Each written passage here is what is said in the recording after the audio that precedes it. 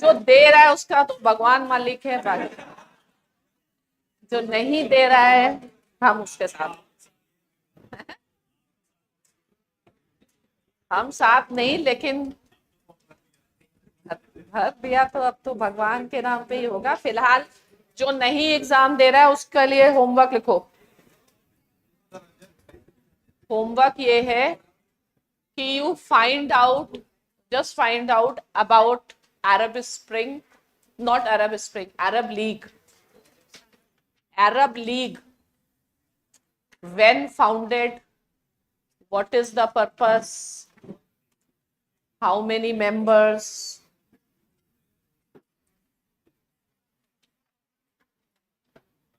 and what is the position of Arab League on, what is the position of Arab League on the recent Hamas Israel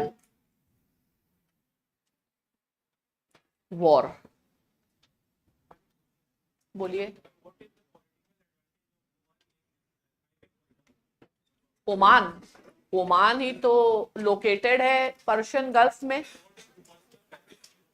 personal benefit of Oman, trade route होता है तो transit fees मिल। Apart from that they are in US grouping में है। US supports the sultans, otherwise sultans will be overthrown. तो हम लोग पहुंच गए किसी वॉर तक। हाँ,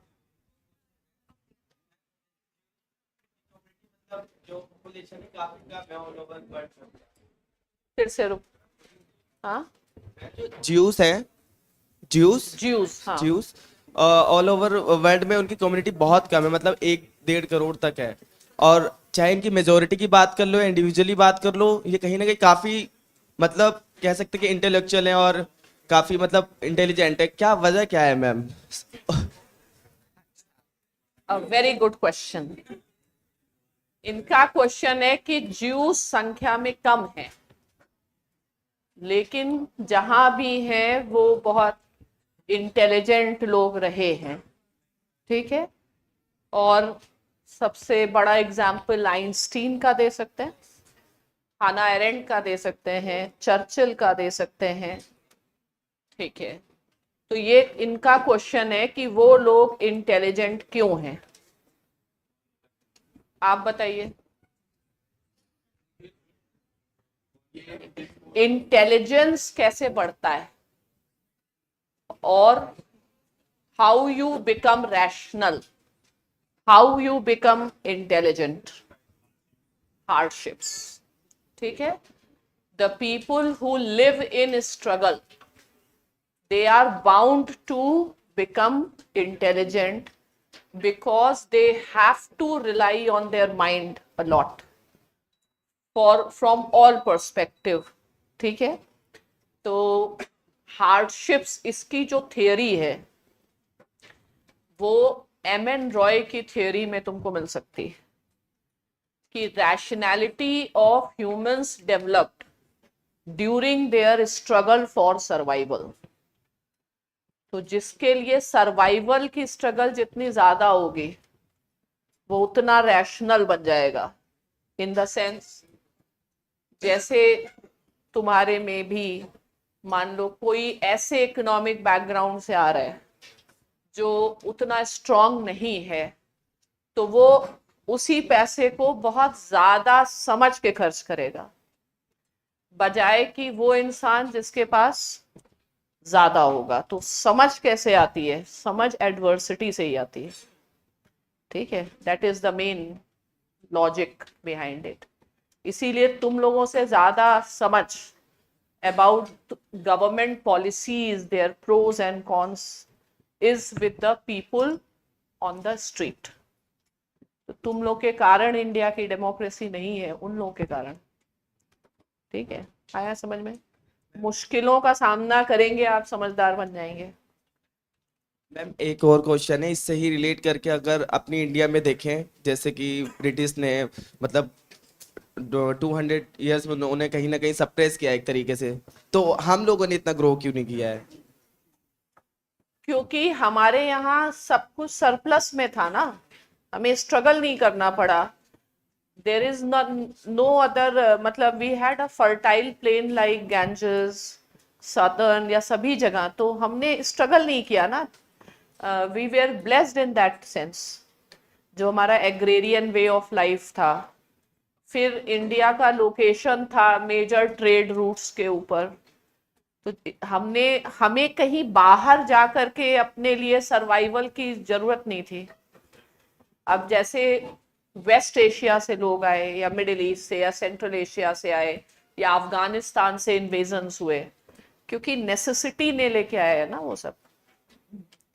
तो sometimes what you consider as a blessing becomes a curse and a curse becomes a blessing. ये तो लेने वाले के ऊपर है, ठीक है? तो persons born with silver spoons may end up losing all silver, and person without spoons may end up living in silver houses also. तो सब वक्त वक्त और इंसान के मुट्ठी में दुनिया है आपके, मेहनत करिए, ठीक है? Thank you ma'am.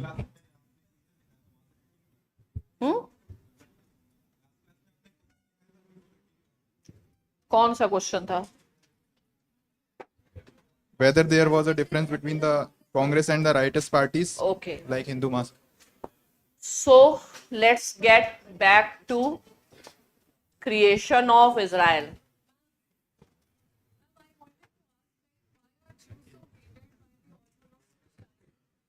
Why Jews are hated? Anybody who is not important will be hated. Hate और लव हेट जो कुछ भी है, ये तो नैरेटिव से बनता है।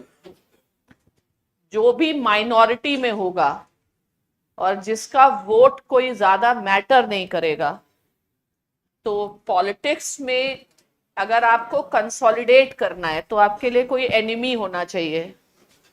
तो वो वाला एनिमी आप ढूंढते हो जो माइनॉरिटी होता है। तो ज्यूज हर स्टेट में माइनॉरिटी थे, ज्यूज वोट दे ना दे क्या फर्क पड़ने वाला है? तो वो तो पॉलिटिसाइजेशन किया गया। कोई, इसी को कहते हैं बेनालिटी ऑफ इवल। अगर तुम पढ़ोगे तो ऐसे कोई हेट्रेड टुवर्ड्स ज्यूज नहीं थी, लेकिन वो पॉलिटिक्स बनाई गई। मैंने कहा था कि इंडियन एक्सप्रेस में पढ़ो, कई आर्टिकल्स मिलेंगे। जैसे किसका था वो, कांग्रेस के जो लीडर थे, टाइटलर, जगदीश टाइटलर। तो जब pogrom against Sikh community happened in Delhi, ठीक है, तो जो मेन, जैसे वहां पे आइकमैन वाला कैरेक्टर है, तो मेन कुछ एक्यूज्ड थे कांग्रेस पार्टी में। तो वो आर्टिकल में ऐसे बताया है कि Tytler's mother was Sikh and he had no hatred towards the Sikhs, but still he committed this action. Why? In anticipation that he will be rewarded. तो वो एग्जाम्पल है पेनालिटी ऑफ इवल का। तो कोई, ये सब पॉलिटिक्स से डिस्कोर्सेस बनाए जाते हैं, कोई नेचुरल रीजन नहीं होता है हेट्रेड का। Ma'am, yes, what is the reason of conflict between Muslims and the Christians? Christians and Muslims का, बोथ आर मिशनरी रिलीजन्स, दोनों एक्सपेंशनिस्ट रिलीजन है। तो सबसे पहले उस रीजन में मान लो क्रिश्चियनिटी है, and Christianity stands for idol, idol worship है क्राइस्ट की, यू सी। तो अभी तुम्हें अगर न्यू रिलीजन स्टार्ट करना है तो तुम्हें उसके अगेंस्ट कुछ नया करना होगा ना। तो मेन कॉन्फ्लिक्ट हो गया आइडल वर्शिप वर्सेस नॉन, वो एंटी आइडल वर्शिप। तो अब रिलीजन मतलब as far as Christianity and Islam is concern, they are primarily political religions. Fine. So the idea of power and expansion is inherent in these two religions. So, and then their location is also on the borders. So that expansion करना है ना, missionary है, आपको conversion करना है. Missionary मतलब convert करना है. ठीक है, तो जब आप कन्वर्ट कर रहे हैं तो एक दूसरे से कॉन्फ्लिक्ट में जा रहे हैं. तो ये रिलीजन्स का जो बेसिक कोर है वो पावर है और एक्सपेंशन है. जैसे अगर हम बुद्धिज्म को लेंगे तो बुद्धिज्म स्पिरिचुअल रिलीजन है, अदर वर्ल्डली या निर्वाण वाला रिलीजन है. And these two religions this worldly मतलब पावर एक्सपेंशन से लिंक्ड है. तो जब दो लोग एक्सपेंड करेंगे तो obviously they will come into conflict with each other. So, ma'am, since we know that all these three religions, that is Judaism and Christianism and that Islam is a legacy of that Abrahamic religion. So, why Judaism is not that much expansionist? Because they are less in number. Fine. So, if someone is weak, first of all, they have to consolidate. They don't have their land also, mainland. बाकी Judaism का इतना नहीं मेरे को पता है. So, ma'am, पर ये कन्वर्जन के लिए क्यों नहीं बात करते? जैसे हमें क्या इस्लाम. पता क्यों नहीं करते हैं, वो तो हमको उनके रिलीजन गुरु हैं. हिंदूज क्यों नहीं करते? क्योंकि हिंदुइज्म बुद्धिज्म का मतलब religions, her religion has a philosophy. And जैसे बुद्धिज्म को मैं कैसे, उसकी फिलॉसफी स्पिरिचुअलिज्म है. इस्लाम और क्रिश्चियनिटी की फिलॉसफी पावर है, मतलब पॉलिटिकल रिलीजन है वो ज्यादा. पॉलिटिकल कंट्रोल उससे आपको करना पड़ेगा समझ. अब आगे चले. What? Which nationalism? Banal. Banal is normalisation. कहाँ कॉन्टेक्स्ट कहाँ है? तो वो कॉन्टेक्स्ट में पता चलना पड़ेगा. I don't know. चलिए अब इससे पहले हम लोग बोल जाए. ठीक है, तो पहली चीज तो क्रिएशन ऑफ इजराइल हो गया. India had opposed, but again India held that it is a fact on the ground and we cannot ignore. So I think in 1952 India has recognized Israel, but we have not developed the diplomatic relations with Israel. Okay, now we have to understand Indian mindset towards Israel. So naturally there is a soft corner in the heart of Indians, especially Hindus. जो Hindus in India हैं उनमें Israel के प्रति एक soft corner है. ठीक है, क्यों है? क्योंकि मुस्लिम्स के अगेंस्ट एंगर है. तो मुस्लिम्स के अगेंस्ट एंगर है, इसलिए दुश्मन का दुश्मन दोस्त होता है. ठीक है, आप खुद पूछिए. ये having love for someone, having hatred for someone, these are not rational qualities. These are not driven by cold-blooded reason. These are always driven by the emotions. Emotions are based on history, experience, narratives, stories. And the biggest scar on the heart of Indian mindset is the partition. Fine. And hardly any Hindu majority would have wanted the partition. So partition is a very, very important critical development in the history of South Asia, which impacts the entire South Asia. इसीलिए maybe I have told in this class or some other class, Dilip hero का नाम लिया यहाँ. Dilip hero की book है the longest August, कि India की भी पॉलिटिक्स 1947 से आगे नहीं बढ़ी, कहीं की नहीं पड़ी. हम लोग आज भी वो पार्टीशन खत्म हो उसी माइंडसेट में है, और that impacts lot of relations in south Asia. तो ये सारी चीजें आप समझ सकते हैं. तो इंडिया में सॉफ्ट कॉर्नर तो रहा है इजराइल के लिए, और Israel is a country which is isolated, means very few recognized Israel in their neighborhood. Third world के नंबर ऑफ कंट्रीज ज्यादा हैं, तो इजराइल का रिकॉग्निशन था नहीं. तो जिसका रिकॉग्निशन नहीं होगा और आइसोलेटेड कंट्री होगा, that country will go out of the way to get the recognition. ठीक है, तो Israel helped India out of the way, because Israel knew where is the India's weakness. ठीक है, तो इजराइल ने हमेशा वॉर में, be it 62 war or 71 war, and most importantly, which is very fresh in the memories, the Kargil war. So Israel always helped India. So one country helping other country, is it out of altruism?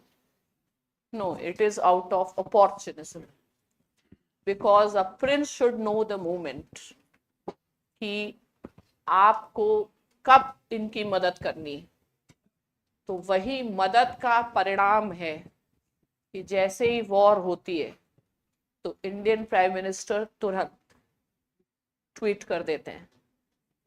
वो मदद का ही impact है. बुरे समय में किसी की मदद जरूर करो, ठीक है. तो वही मदद का परिणाम है ये, कि इंडिया में go out of the way to continue to provide connectivity to Israel. ठीक है, but India can not go so much out of the way, because we have huge interests in West Asia. Somebody was asking this question, why India has not declared Hamas as a terrorist organization. Why? Because our Navy men, they were there in Qatar. ठीक है? And till the other countries in the Islamic world, in West Asia, do not declare Hamas as a terrorist organization, it will be very dangerous for India, because so many Indians live in Gulf. ठीक है, तो एक हमस को, और कोई ऐसे in principle नहीं चलती पॉलिटिक्स. तो politics is driven by your interest. Okay, तो अब हम जानना चाहते हैं कि what was an attitude of the Indian political parties towards Israel. And needless to say, we always have a soft corner. और जब soft corner है या किसी से प्यार है, तो उसमें दिमाग की ज्यादा भूमिका नहीं होती. ठीक है, तो है why do we like Israel? You can't tell. चलिए, तो प्यार है, लिखिए, कहो ना प्यार. हाँ, चाहिए. इजराइल थोड़ी है, इजराइल ही नहीं है, इजराइल तो यूएस है. ठीक है, और ग्लोबल साउथ के लिए इंपीरियलिज्म, ग्लोबल साउथ के लिए होना पड़ेगा एंटी इंपीरियलिज्म, एंटी कोलोनियलिज्म. और इजराइल का जो खैर ख्वाह है, वो तो कोलोनियलिज्म का देवता है भाई, अमेरिका. तो इजराइल थोड़ी ग्लोबल साउथ में आएगा, ठीक है। लास्ट है इनकी तरफ से, या इजराइल और सारी अरब कंट्रीज से वॉर हुआ था और इजराइल कैसे जीत गया था? अरे जीत गया ना, क्योंकि यूएस के वेपन्स है, हमेशा वो जीतता है। कौन जीतता है लड़ाई में? पहली बात, जिसके पास बेटर वेपन हो। दूसरा जीतता है जिसके लिए एग्जिस्टेंस की लड़ाई हो, सर्वाइवल फॉर एग्जिस्टेंस, जिसमें जैसे तुम हो, तुम्हारी एक स्पीड है दौड़ने की, और तुम्हारे पीछे शेर डलवा दें, है तो तुम्हारी स्पीड अपने आप बढ़ जाएगी। ये आंसर दिया था one of the leader of Israel, जिससे यही क्वेश्चन पूछा गया था कि why Israel kept on winning, because they said it was our survival question. ठीक है, अगर हम इतनी विल पावर नहीं रखते तो हम मर गए होते। ठीक है, तो ये एग्जाम्पल उसने दिया था कि it is like someone has, like you are alone and you are walking and someone has just thrown a lion in front of you, you will automatically walk. इसीलिए always embrace the adversities in your life, that will make you a better stronger person. यही अब मतलब आखिरी question था, अब आगे चढ़ो। अब मैम इससे ही रिलेटेड है मैम, इसी चीज से रिलेटेड है मैम। जो जैसे रेड सी है तो वो अरब कंट्रीज के अंडर में आती हैं और नॉर्थ अमेरिका मतलब हाँ। उस इतनी काफी मतलब दूर है ना, तो हाँ। कैसे सपोर्ट किया है मैम? मतलब क्योंकि सारी US navy controls the oceans. US navy पूरी यूरोप के साउथ में, पूरे यूरोप को कंटेन कर रखा है ना नेवी, और सारा जो मेडिटरेनियन सी सब जगह नेवी है ना उनकी, इसलिए नेवी कंट्रोल करती है। इजराइल तो अरब कंट्रीज के बीच में आती है ना बिल्कुल। इजराइल कहाँ है? मेडिटरेनियन सी के बॉर्डर पे है। मेरे पास मैप हम इसलिए नहीं दिखाते, टाइम जाएगा। ठीक है, ये मेडिटरेनियन सी है और इधर मान लो रेड सी है, यहाँ पे इलियाड पोर्ट है, इसी रेड सी के इधर सऊदी अरेबिया है, यहाँ पे यमन है। ठीक है, तो ये इजराइल यहाँ पर है ना, मेडिटरेनियन सी, यहाँ पर ब्लैक सी है, यहाँ पे सब सदर्न यूरोप कंट्रीज हैं, ये सब नेटो कंट्रीज हैं। ये यहाँ पे बैठा हुआ है ना टर्की, टर्की भी तो नेटो ही है। चेस लेके बैठो, उसके घर में बैठा हुआ है। ठीक है, अब चलो आगे बढ़ते हैं। अभी कुछ थोड़ा बहुत लिख लो, फिर मैप वैप दिखाएंगे। तो सबसे पहली बात है कि how we looked at it, मतलब 1948 में India opposed creation of Israel, but everybody knew that in coming time Israel is to be recognized by India. Why? Because India and Israel are natural partners. Why natural partners? What make us natural partners? Israel natural partner क्यों है? वही है natural partner है ना। Even Vajpayee called Israel as India's natural ally. ठीक है, तो natural partner है, आपके दिल में है उसकी जगह, क्योंकि आपके दिमाग में है पार्टीशन। ठीक है, तो दिमाग में पार्टीशन है, इसलिए दिल में इजराइल है। अभी आया समझ में? चलो आगे बढ़ो। ठीक है, ओके, तो अब ये सिर्फ बहाना था, इजराइल को तो रिकॉग्नाइज करना ही करना था। ठीक है, और ऐसा कुछ नहीं है कि Congress was against Israel and the Hindu Mahasabha was pro, ऐसा नहीं था, दोनों साथ ही में थे। ओके, तो अब हम Excuse me. दिखते हैं। Ma'am, in previous class, once I asked you whether Israel is our natural partner or not. You तो- told, ma'am, you told Israel is BJP's natural partner, not India's natural partner. तो ये जनता कौन सी है यहाँ जो है? भारतीय जनता तो है ये।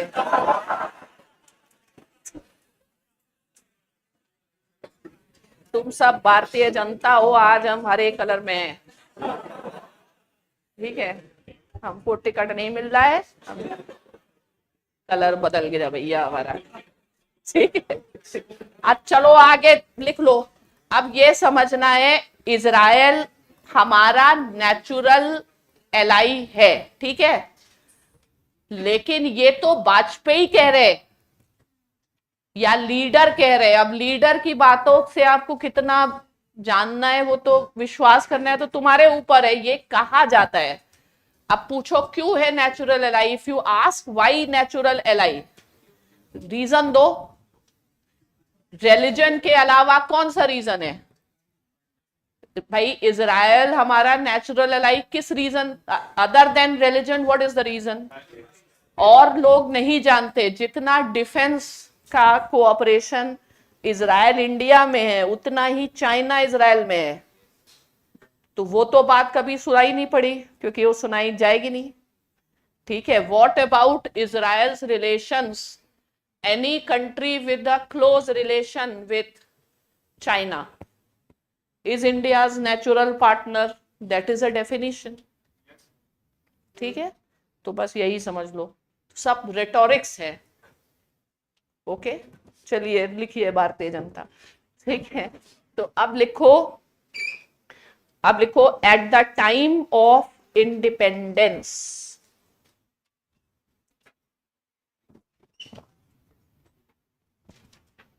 There were two schools of thought in India. एक था, लिखना नहीं, मोर सेफ्रॉन, एक था लेस सेफ्रॉन, ठीक है?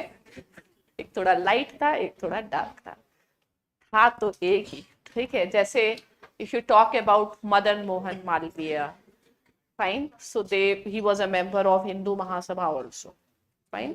तो there were two schools of thought. First school of thought लिखो हिंदू महासभा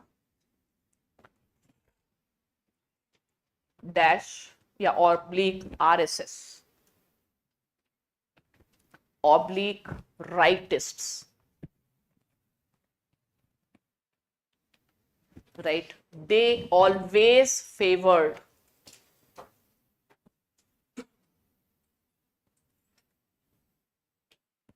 closer relations with Israel.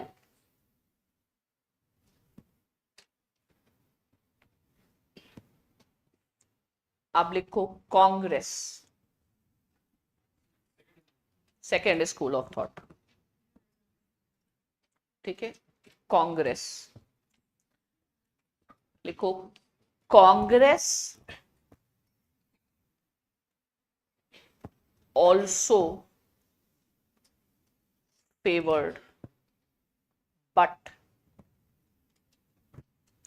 there was difference in the approach of Congress and Hindu Mahasabha.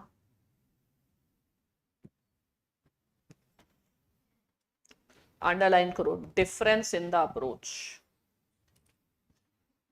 क्या डिफरेंस था? लिखो Congress wanted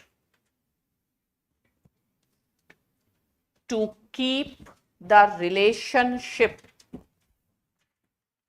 in closet.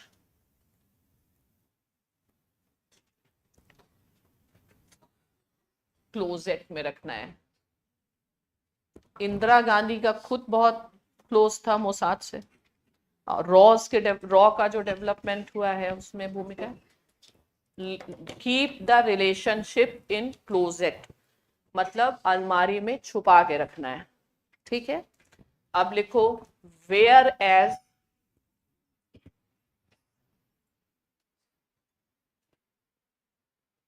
the other party favored more confident approach in relationship. Nehru कहते थे अभी वो time नहीं आया है, ठीक है। इसका मतलब है thus both the parties, लिखो thus both the parties had soft corner but had difference over its presentation. ठीक है, अब लिखो, ऐसे लिखो what was Israel's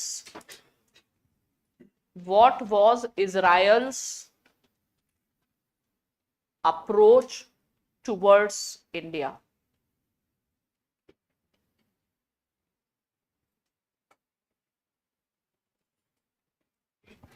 लिखो right, Israel has been a isolated country in the region.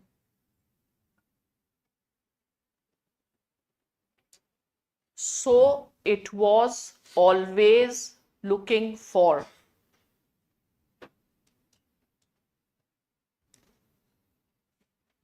greater recognition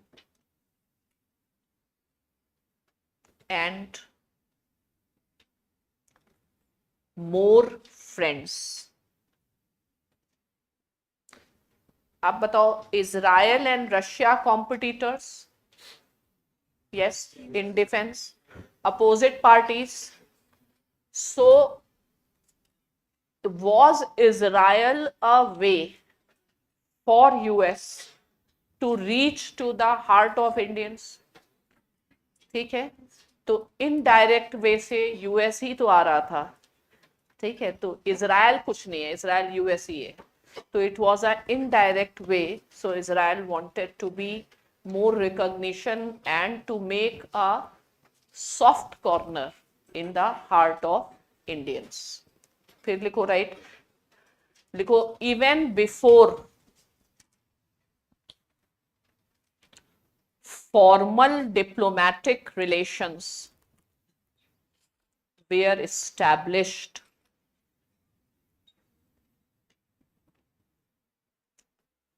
between India and Israel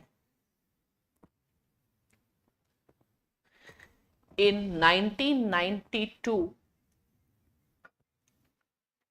during the time of Narasimha Rao,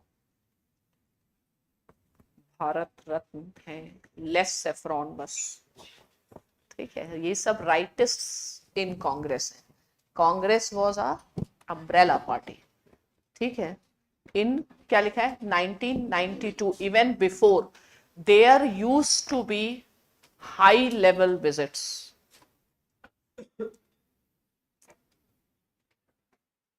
but they were not in public, media में नहीं आती थी, ठीक है। अब next लिखो, Israeli representatives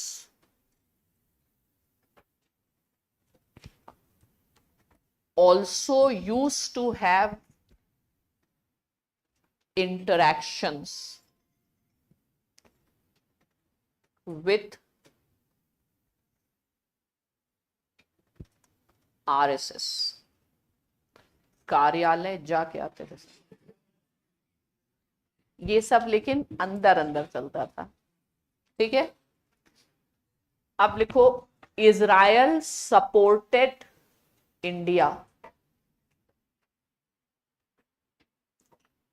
in all of its wars.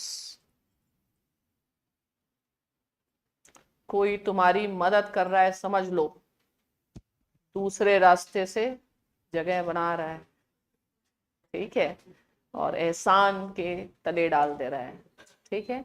क्या लिखा है? इन Israel supported India all it's Wars against Pakistan, all it's Wars, देखो 1962 वॉर, उसमें तो यूएस ने भी इंडिया का ही सपोर्ट किया, 62 war, next 71 war, and most importantly the Kargil war. They provided drones and we would not have one, मतलब surveillance हमारा हो ही नहीं पाता, ठीक है। तो इसलिए क्या हो गया, दिल में जगह बनती गई। इसलिए मेरा फेवरेट गाना है भाई, रफ्ता रफ्ता वो मेरी हस्ती का सामा हो गए, पहले जा फिर जाने जहां, फिर जाने जहाना हो गए। यही है इजराइल और इंडिया की स्टोरी, रफ्ता रफ्ता वो मेरी, आज हस्ती का सामा है इजराइल अपनी, आज की तो रिलेशनशिप आप छोड़ ही दीजिए, ठीक है।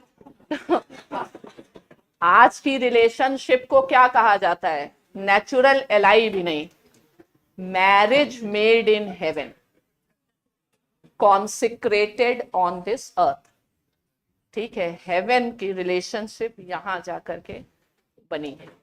और किसके टाइम ये बन पाई marriage? Modi ji and Bibi, ना? तो who is Bibi? The Netanyahu. Netanyahu कहते हैं मैरिज मेड इन हेवन, ठीक है। तो अब लिखे व्हाट वाज, या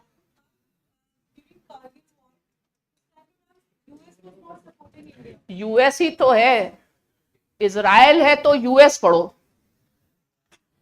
यूएस ने तो सपोर्ट किया था इंडिया को, इन द सेंस यूएस ने पाकिस्तान को वार्न किया था टू एक्ट विथ रिस्ट्रेन, लेकिन यूएस, चाइना, पाकिस्तान भी बहुत इंपॉर्टेंट है ना यूएस के लिए, तो you will use your other representatives, fine. तो अब चलो नेक्स्ट लिखते हैं। अब लिखो व्हाट इजराइल वांटेड, लिखो व्हाट इजराइल वांटेड, इजराइल को क्या चाहिए?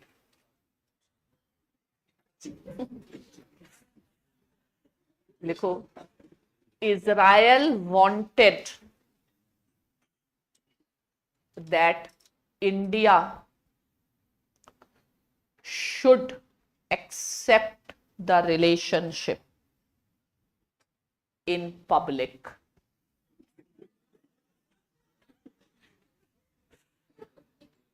In public, public में लिखे। अब लिखो इन पब्लिक, अंडरलाइन करो, वाई। यही तो है आईआर की लैंग्वेज, अंडरलाइन करो। अभी पहले समझो, इन पब्लिक लिखो why, because India has, is it second largest Muslim population और third? India has second largest Muslim population in the world.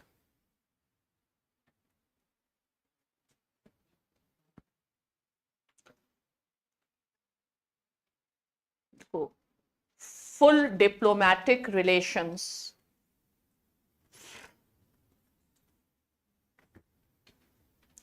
with India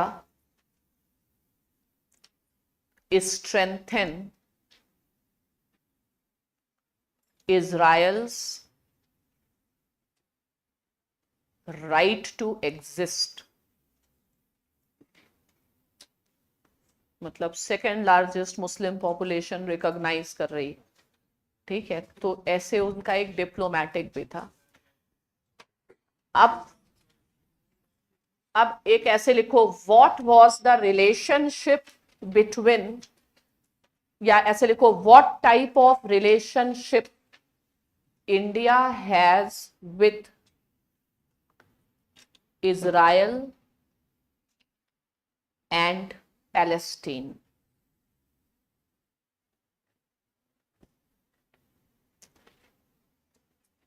Palestine underline करो, लिखो मोर closeness in public.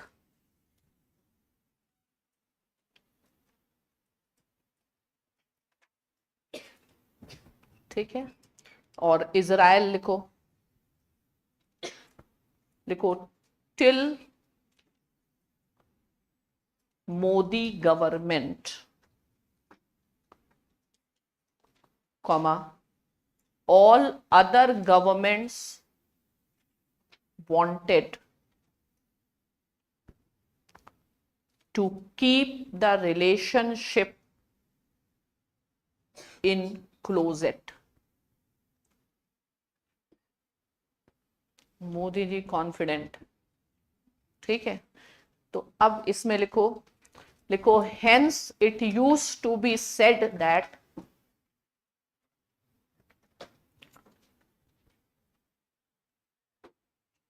Palestine for India is like a wife,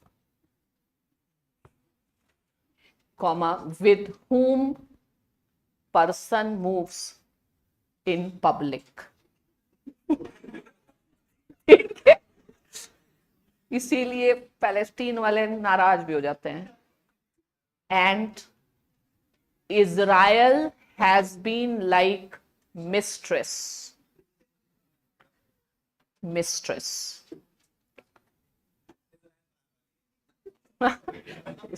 mistress, mistress under लिखो, लिखो all love is reserved for mistress। ठीक है, प्यार Israel से और व्यवहार पैलेस्टीन से। तो व्यवहार के नाते हम लोग पैलेस्टीन को देते हैं एड, मेंटेनेंस। ठीक है, और सारा प्यार लुटाते हैं इजराइल। ठीक है, अब लिखो इजराइल वॉज नॉट रेडी, देखो Israel was not ready any more for its status, for its status as a mistress।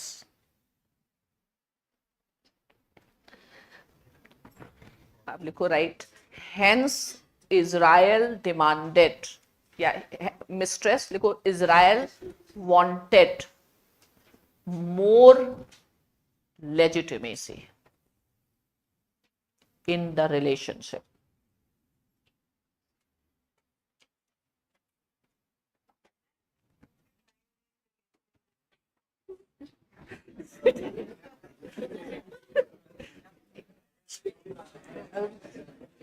अब आगे लिखो, लिखो right, hence we see the change in India's policy।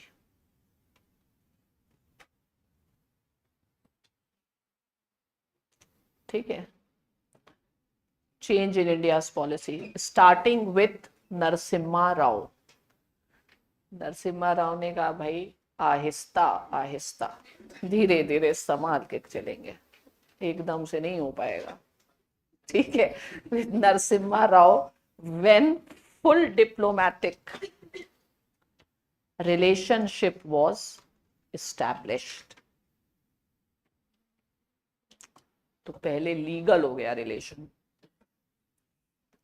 ठीक है, इनफैक्ट पहले इलीगल था इन द सेंस जो इंडियंस यूज टू ट्रेवल, या जो वीजा जो था वो पासपोर्ट पे लिखा रहता था कि no, this passport, Indian passport will not be valid for Israel. तो ऐसे पब्लिक में ऐसे किया जाता था, लेकिन आते थे तो वो उस तरीके से वीजा कुछ लीगैलिटी नहीं थी रिलेशनशिप की। अब नेक्स्ट लिखो, by the time of Vajpayee, या लिखो Vajpayee went to the extent of calling Israel as India's natural ally.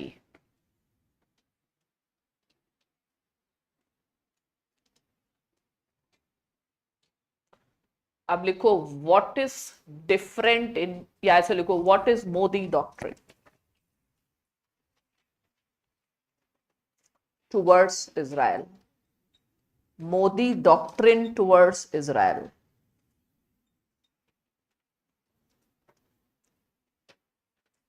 लिखो dehyphenation. Dehyphenation. हाइफने मतलब एक दूसरे की रिलेशनशिप जोड़ो नहीं, ठीक है। Dehyphenation means follow an independent approach towards both. Independent approach underline करो, लिखो स्ट्रेटेजिक ऑटोनॉमी।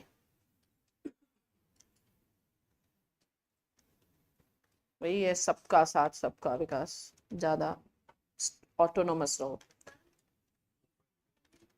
क्या पहले डीहाइफिनेशन नहीं था, क्योंकि हम लोग सोचते थे कि कहीं पैलेस्टीनियंस को बुरा ना लग जाए, लेकिन अब हम लोगों ने कहा बुरा लगे तो लगे, ठीक है। तो बुरा ना लगे इसीलिए no prime minister ever visited Israel, ठीक है। Modi became the first prime minister to visit Israel. फिर डी मतलब हाइफिनेटेड रखते थे, मींस जो लीडर इजराइल जाता था वो पैलेस्टीन जरूर जाता था, लेकिन मोदी जी ने इंडिपेंडेंट विजिट करी, डीहाइफिनेटेड विजिट करी, that he didn't go to Palestine, he went to Palestine but not on the same visit. So Modi ji was confident that we can manage two at a time. Okay? And there is no need to be, we should be confident. ठीक है भाई, India में वो चीज है, भारत को इतना डरने की जरूरत नहीं है, इट इज इंडियाज टाइम, ठीक है। तो मोदी जी को अपने ऊपर पूरा था विश्वास, ठीक है, और मोदी जी हैं तो मुमकिन तो आई, ठीक है। तो मोदी ने कहा कि कोई फर्क, हम नहीं डरते। तो Modi ji brought the relationship out of closet in public, dehyphenated it and called it, we will exercise the strategic autonomy, ठीक है।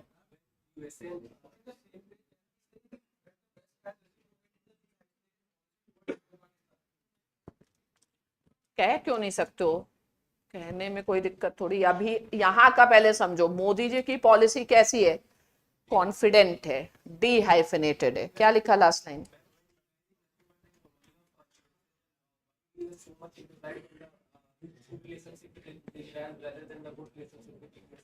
गुड रिलेशनशिप में और क्या बचा है यूएस से, इससे ज्यादा क्लोजेस्ट रिलेशनशिप तो इस समय हमारी सबसे ज्यादा इजराइल यूएस से है ही है। We are very open, US recognizes that. अभी चलो वो है, जब यूएस पढ़ेंगे तब समझना, यूएस आउट ऑफ द वे, ये सब जो आर्टेमिस अकॉर्ड है, ICET है, ये सब आउट ऑफ द वे ही तो है, सबसे सिविल न्यूक्लियर एग्रीमेंट है, ठीक है। अब लास्ट लाइन क्यों, क्या है, ऑटोनोमस, ठीक है। मीन्स लिखो, राइट, मीन्स इंडिया विल, या India dealt with these two countries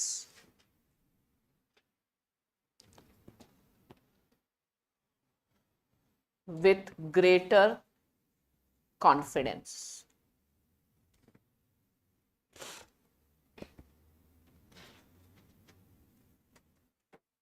underline करो ग्रेटर कॉन्फिडेंस, डैश करके लिखो are much needed due to Israel. ठीक है, सो दे needed it, they waited it for long, so now the time has come that Israel should get its due for its role in India's security and other strategic interest also. ठीक है, अब ऐसे लिखो the present state of relations.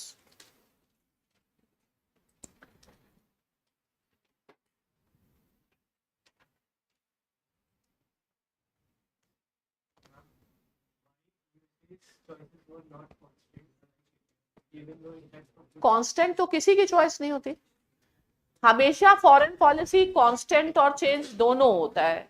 Geographical factors bring continuity, world order and other factors bring change, तो दोनों का है। अभी ऐसे धीमे धीमे एक एक समझो। In case of middle east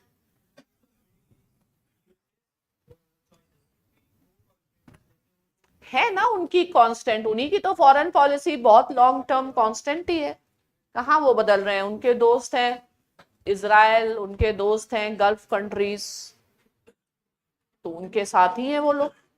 Pakistan है, गल्फ कंट्रीज हैं, सिर्फ चेंज ईरान में हुआ बिकॉज ईरान में रेवोल्यूशन हुई, तो वो तो चाहेंगे, इसीलिए वो क्या चाहते हैं, to overturn the revolution and have their own people. Ma'am, don't you think empirically it should be the USA who is going to be more bothered about these, you know, public या ऐसे dehyphenation जैसे?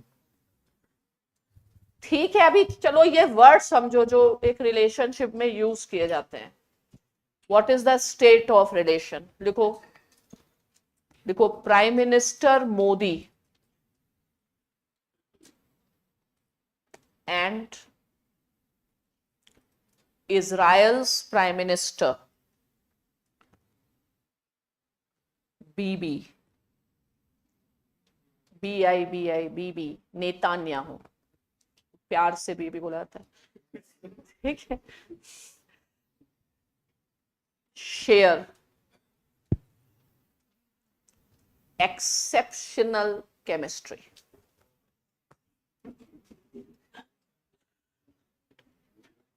Exceptional chemistry, underline करो exceptional chemistry, लिखो right, लिखो Bibi says that India Israel relationship is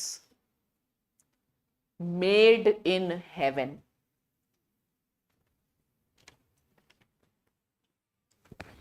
हाँ, and क्या बोलते हैं, consummated या consummated,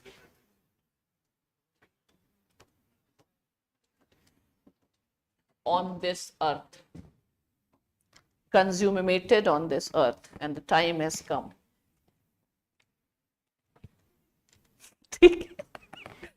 Okay. नेतान्याहू के लिए की तरफ से शेर सुना दे। रिकॉग्निशन के लिए इजराइल कितना मतलब परेशान हुआ, तो नेतान्याहू को जैसे ही रिकॉग्नाइज किया और मोदी जी गले लगे, तब नेतान्याहू ने कहा हजारों साल नरगिस अपनी बेनूरी पे रोती है, तब कहीं जाके पैदा होता है चमन में दीदार यार।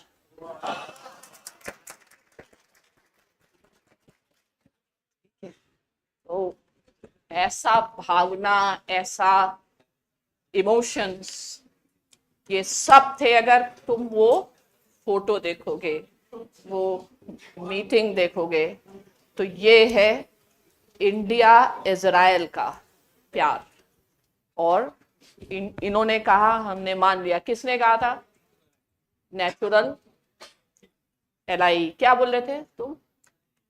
ठीक है, तो नेचुरल पार्टनर तो है इजराइल को, एक्चुअली लगता तो है ही, और लगने में जो कुछ करना है वो सब करवा दिया गया है। ठीक है, तो रिकॉग्नाइज गाना, इसीलिए ये वर्ड यूज होता है, marriage made in heaven.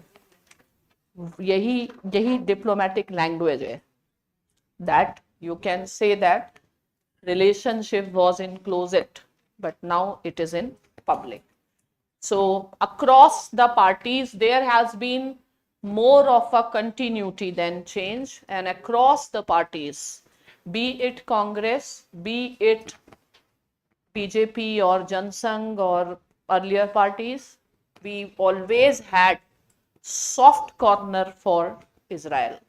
Fine, so that is why Nehru in public opposed, but in 1952 itself recognized that Israel is a fact on the ground. We cannot ignore it. And then we know about the interaction between RAW and Mossad, and again the relationship kept on becoming stronger and stronger. Okay. Anyway, now let's go back to the history. चलो history में चलो, line खींच लो। अब line खींचते हैं, फिर से लिखते हैं time line. Time line of India, नहीं, time line of Arab Jewish conflict.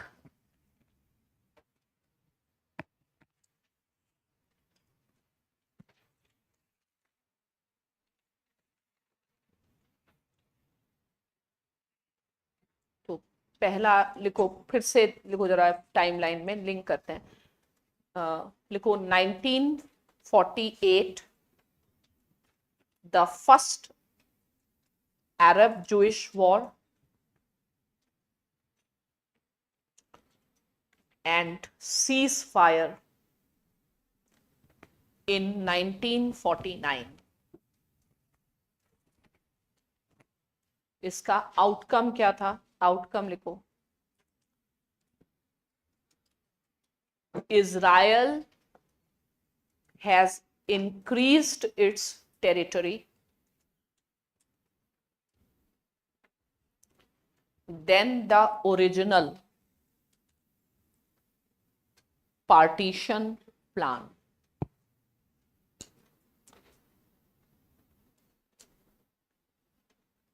Full stop. फिर लिखो, besides Israel,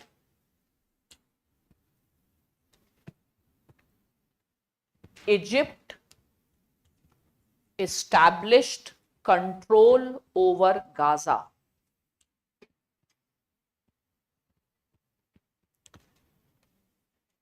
And Jordan established control over West Bank,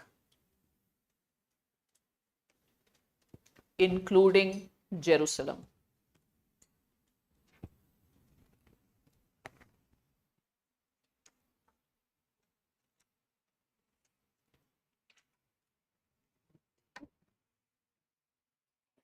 Now write Second Arab Jewish War.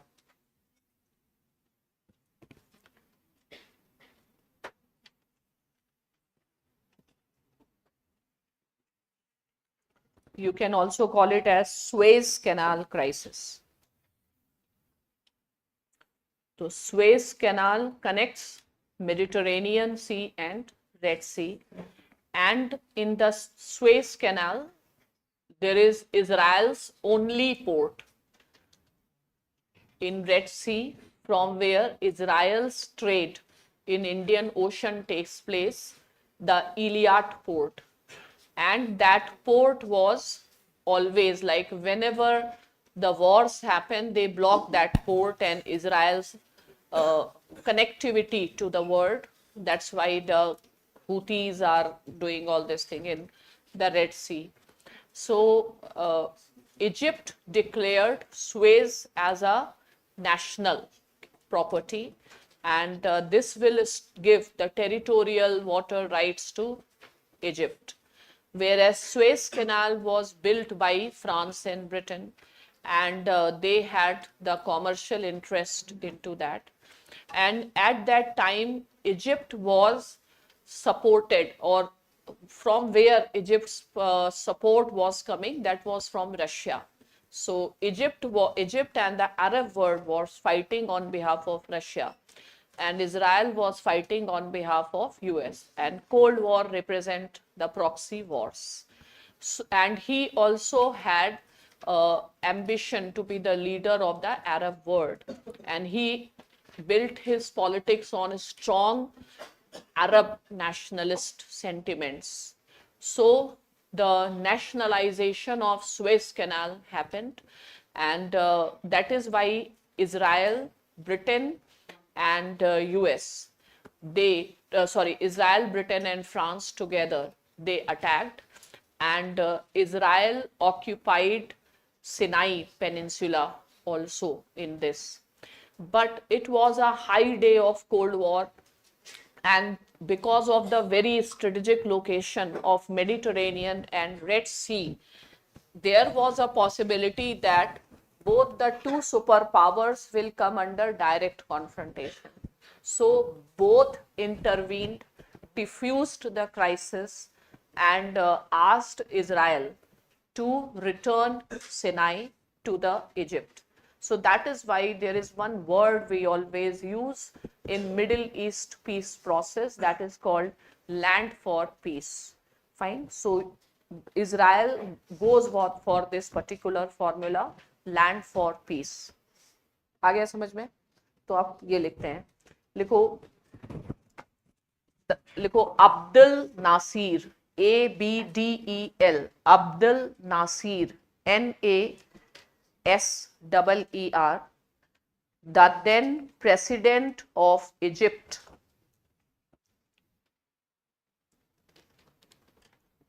was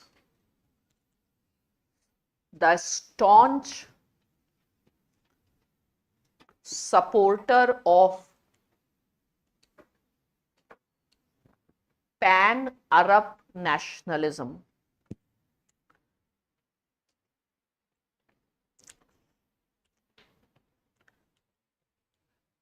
आप लिखो, right? It was, he was also pro-Soviet.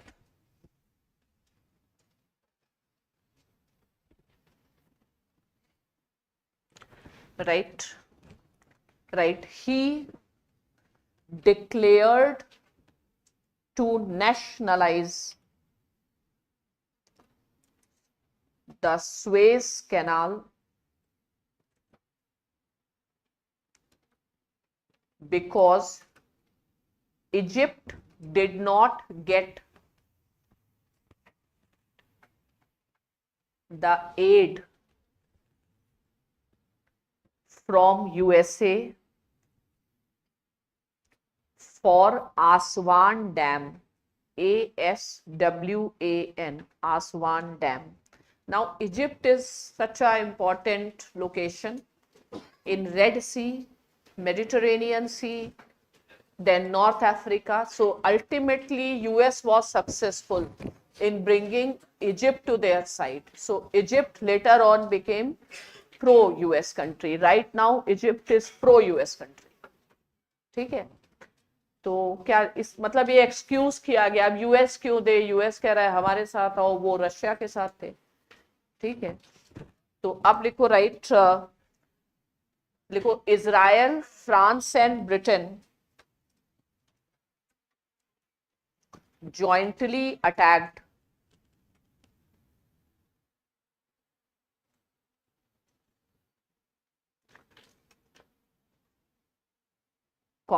Israel captured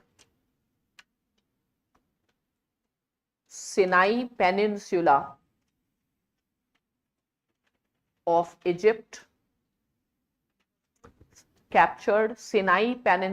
of Egypt, which touches Gaza.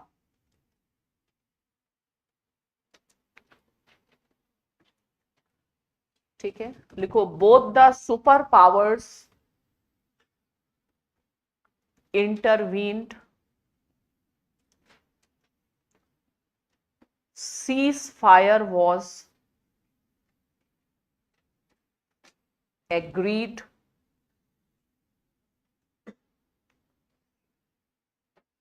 Israel had to return the occupied territory, UN sent UN emergency force,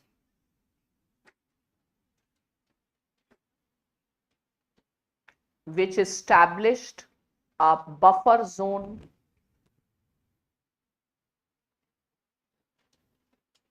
between Egypt and Israel in Sinai.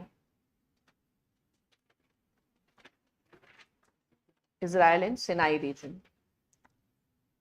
अब लिखो change in the strategy.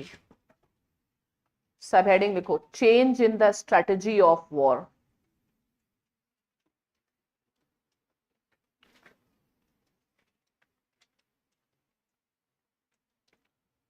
तो new strategy क्या है? Low intensity warfare. ये कौन सिखा रहा है? रशिया. ठीक है, रशिया सबके हाथ खून से रंगे हुए हैं एक्चुअली, कोई भी सही इंसान तो है नहीं. ठीक है, तो फिलहाल अब आ गया change in the strategy, low intensity conflict. लिखो अरब वर्ल्ड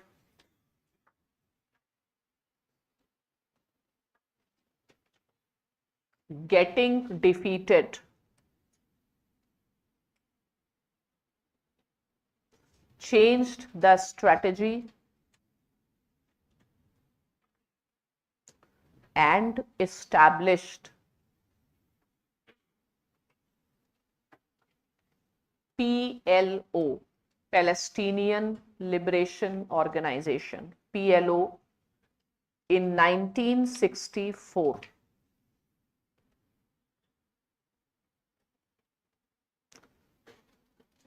लिखो अरब league recognized PLO as the representative of Palestinian people.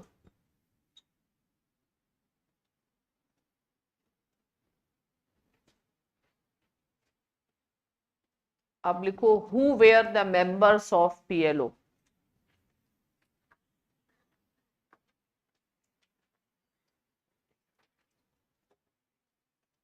लिखो right the refugees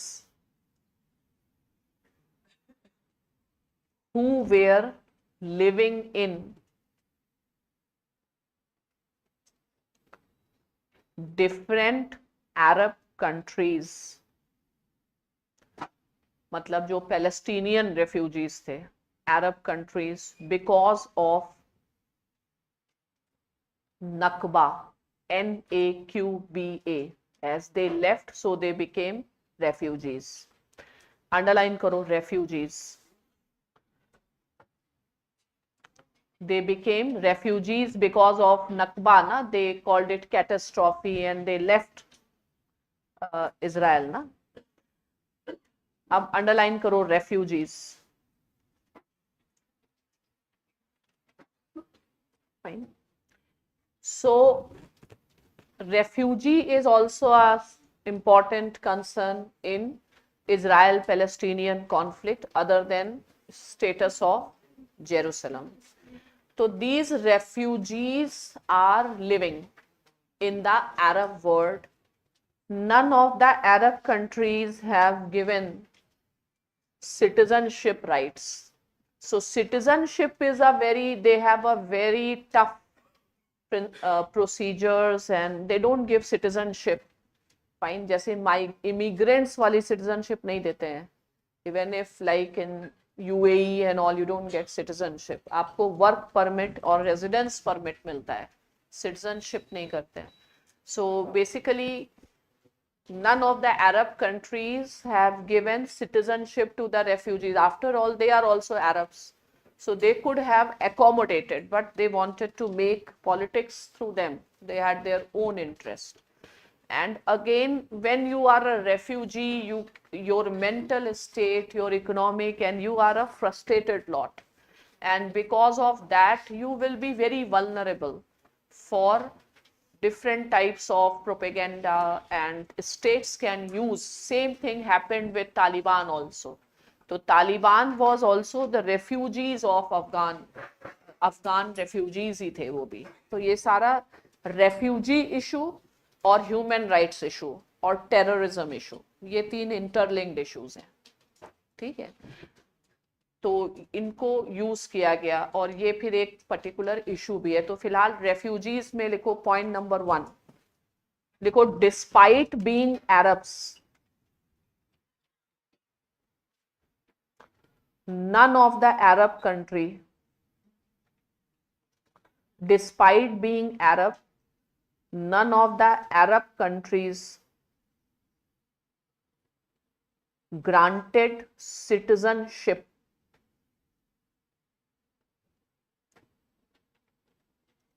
second point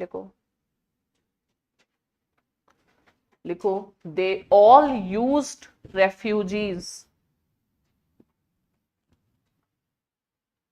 for advancing their geopolitical interests.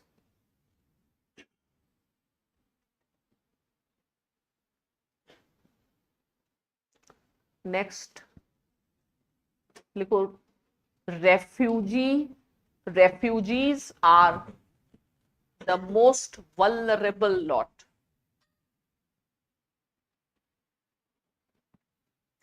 Most vulnerable lot, लोगों में सबसे, मतलब ये एक concern होता है, comma, they can easily lot they can easily be managed by propaganda. Next point लिखो politics of refugees, human rights and terrorism gets interlinked.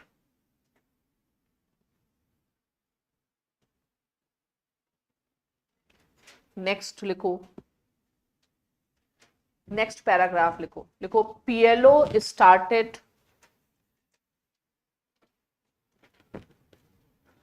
the terrorist attacks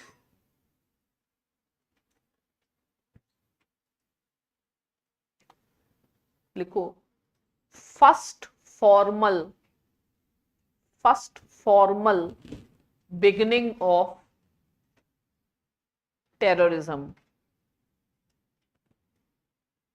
as an instrument of foreign policy. Terrorism, human rights, ये सब politics चालू हो जाएगी. लिखो US recognised PLO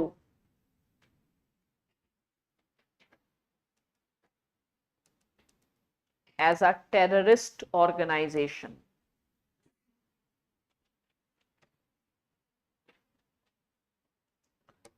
अब लिखो India, what was approach of India?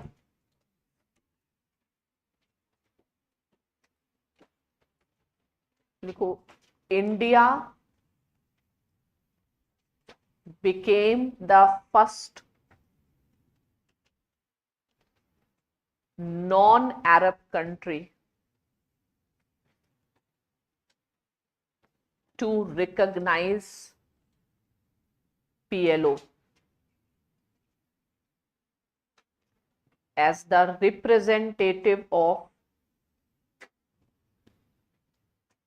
Palestinians.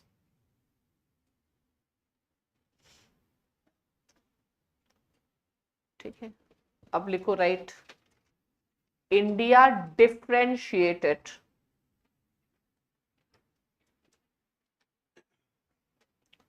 good terrorist and a bad terrorist. Underline करो good terrorist, लिखो PLO as a good terrorist oblique freedom fighters.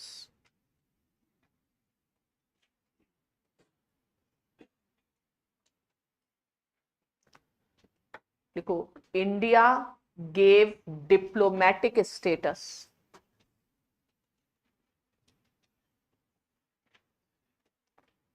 to PLO.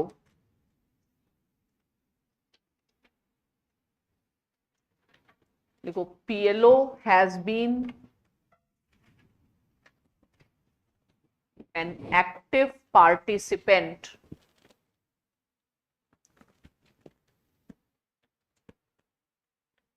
in the platform of NAM.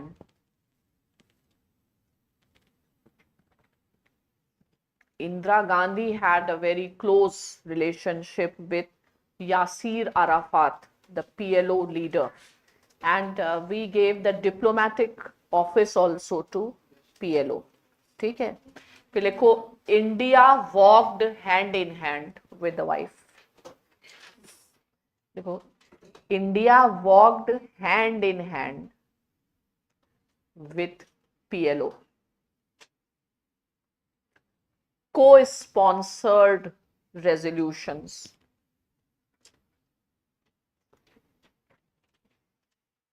For creation of separate state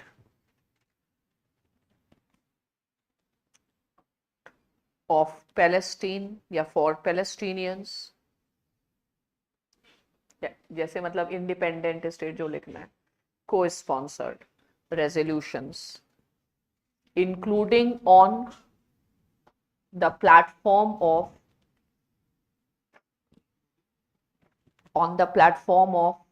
UN General Assembly.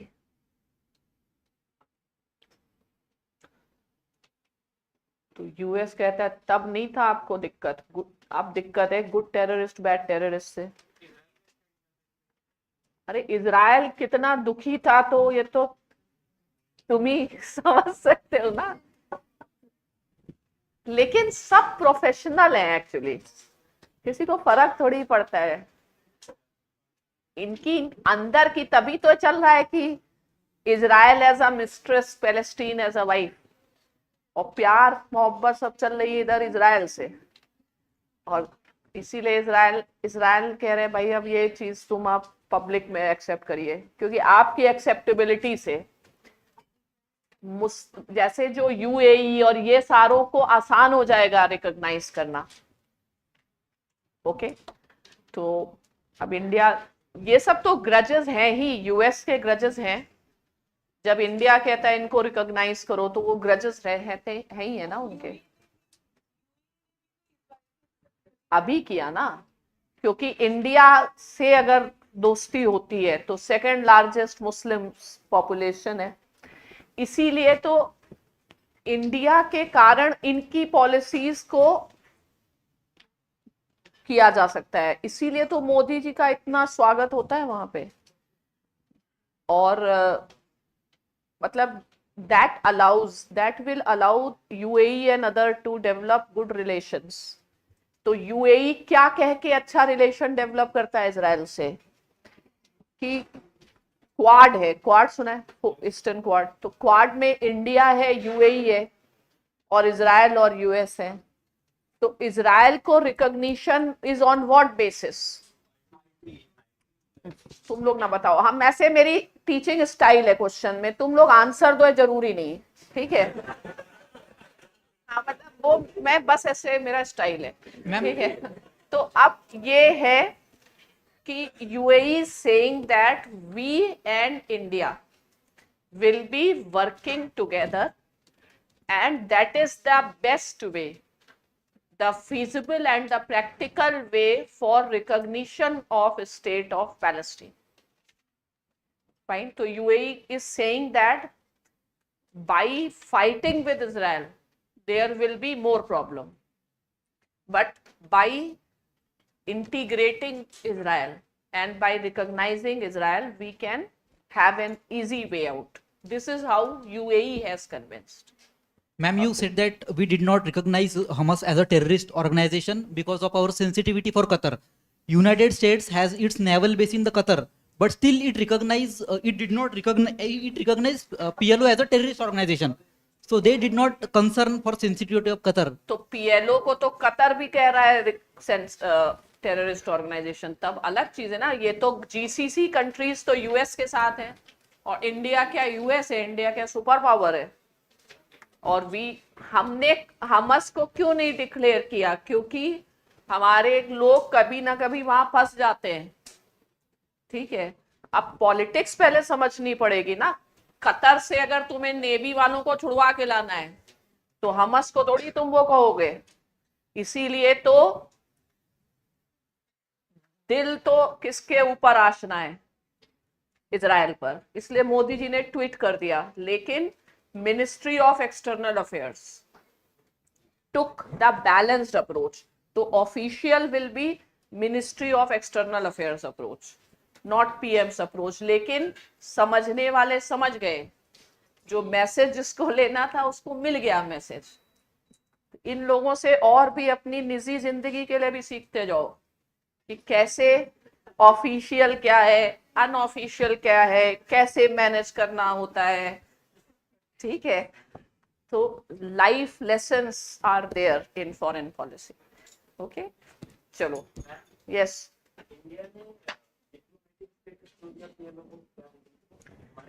क्या reason दिया? Last line लिखिए, कहाँ लिखा है उन्होंने?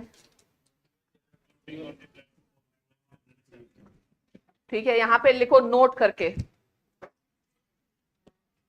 India ने रीजन कोई नहीं दिया.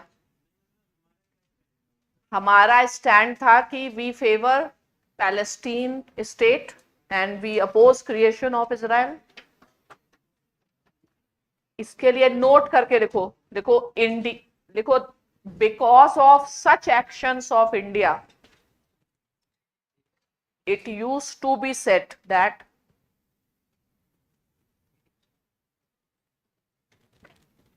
India was behaving more Arab than Arab.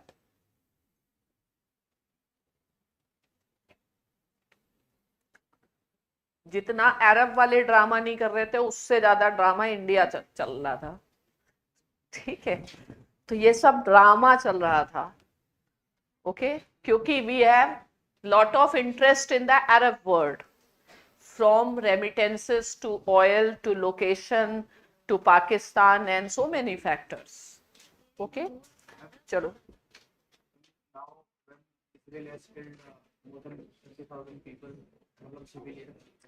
So we are saying na, we are taking balanced stand where we are saying that Israel should agree for ceasefire and Israel should not go for all this killing and all. So we are opposing that. Can we use the same love language to write IR answer? Who is this person? Love is a universal language. Everyone understands. Which language is a better language then? Who is this person? ये love language वही समझ पाएगा जो ढंग की किताब पढ़ता होगा और जो मैगजीन पढ़ता होगा. उसके बस की बात नहीं. ठीक है, तालिबान रेफ्यूजी ग्रुप और brain washed student group both है किसका ये? ठीक है, now you have understood. Just remember the language of love, the only universal language. ठीक है, you can understand even speaking without speaking. बोलिए.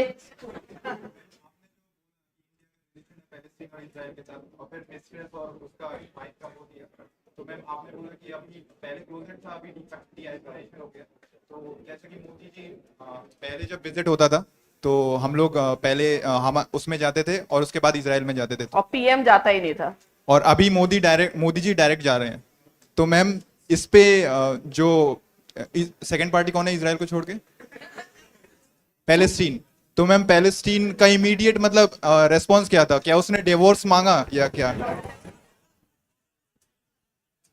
जिसके पास खुद का कोई मेंटेनेंस नहीं है वो डिवोर्स क्यों मांगेगा? डिवोर्स तो तब मांगोगे ना जब तुम्हारे पीछे पीछे कुछ और लोग आ रहे होंगे।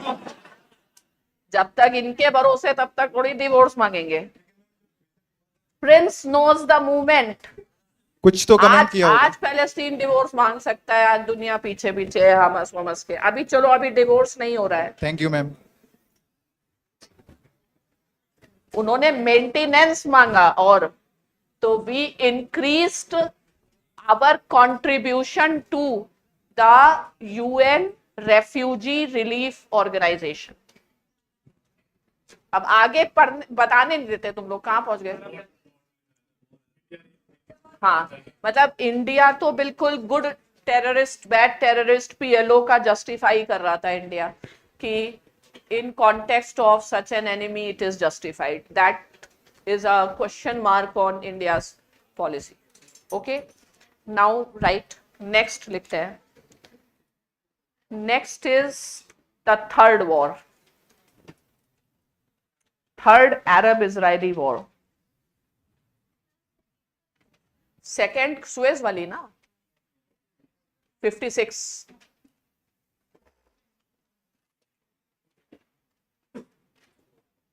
अब थर्ड वॉर लिखो। Third war is called as 6-day war। 6-day war 1967।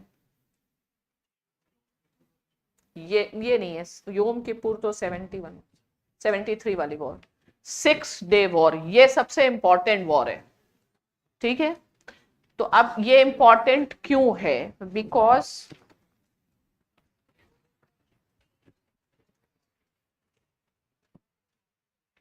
(1967) war,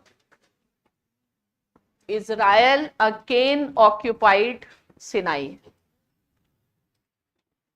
from Egypt. मतलब काफी अच्छे से हरा दिया इजराइल ने, ठीक है। Second, Israel occupied Golan Heights from Syria, and Israel also occupied the West Bank,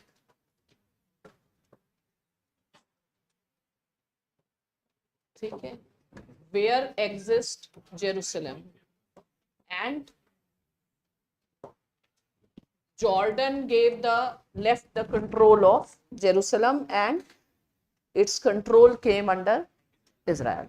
तो ये जो मेन अभी इनको तो दे दिया क्योंकि इजिप्ट यूएस एलआई है, तो इनका रिलेशनशिप इंप्रूव हो गया। इन्होंने रिकॉग्नाइज कर दिया because Jordan also became US LI.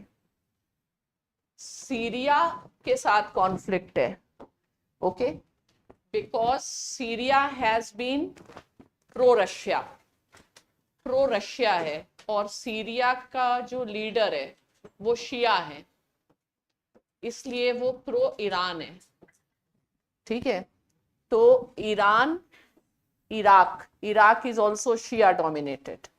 Iran, Iraq and Syria, it forms the Shia arc, okay, and Israel, matlab Syria is, and again Lebanon, the southern Lebanon part, and PLO, some of them, they like PLO members, they have been, मतलब refugees है ना सब अरब countries में। तो PLO का 2-3 location main थी। एक location Egypt, till Egypt was the leader of the Arab world. Second location has been Lebanon, and Syria में उतना नहीं, Lebanon, and the third location has been Jordan। तो फिर जॉर्डन से that becomes West Bank. So US has told that they should leave. US has been a factor that PLO has to leave from Egypt and they have to leave from Jordan. So their stronghold became Lebanon, and that is why Israel enters into war with Lebanon also, because they are starting to conduct the activities, terrorist activities, and Arab Jewish war is spilled into the Lebanon war, and Lebanon came under the impact of the civil war, became a sort of a failed state, and Iran has through Syria and Lebanon, their territory touches. So through Syria, Hezbollahs, they were placed in the southern Lebanon. ठीक है, तो अब हम आगे बढ़ते हैं.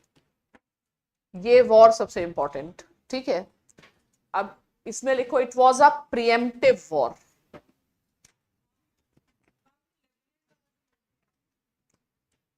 मत समझो क्या करना. अभी पहले मैप पता होना चाहिए. लेबनान, जब इजिप्ट और जॉर्डन किसके साथ आ गया? यूएस के साथ. तो पीएलओ वालों को भगा दिया गया. तो ये कहां जाके बसेंगे? लेबनान में. लेबनान में क्यों बसेंगे? क्योंकि वो फेल्ड स्टेट है. फिर लेबनान में पहुंचोगे कहां से? सीरिया के थ्रू लेबनान में पहुंच जाओगे. तो लेबनान में तो पीएलओ वाले पहुंच गए. अब पीएलओ कौन है? पीएलओ वाले हैं सुन्नी मुस्लिम्स, लेकिन ईरान इतना थोड़ी ट्रस्ट करेगा उन पे. तो ईरान भेज देगा शिया वाली फोर्स बना देगा, हेजबुल्लाह. ठीक है, तो हेजबुल्लाह मतलब army of God. Fine. And Iran has this thing that they will remove the existence of Israel from this earth. ठीक है, और Hezbollahs are the army of God. तो अब ये अलग कहानी. तो अभी इसलिए आगे चलते हैं. कहाँ पहुंच गए? Preemptive war, because they knew that they are going to start and some skirmishes have already started. Fine. Up, right, this is most critical because Israel occupied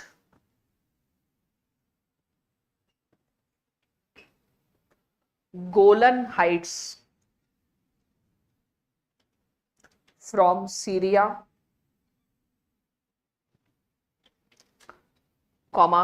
took the control of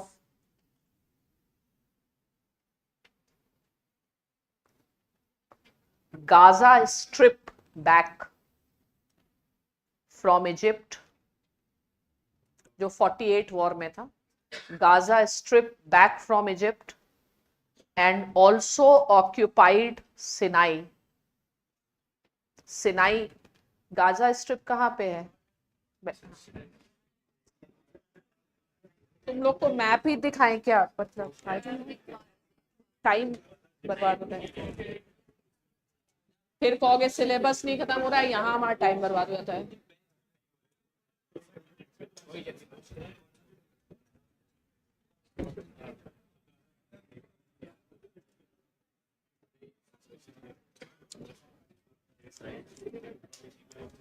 ये Syria, ठीक है, और Syria का ये गोलन height reason है Israel, और ये Lebanon है. अभी और कुछ दिख जाएगा.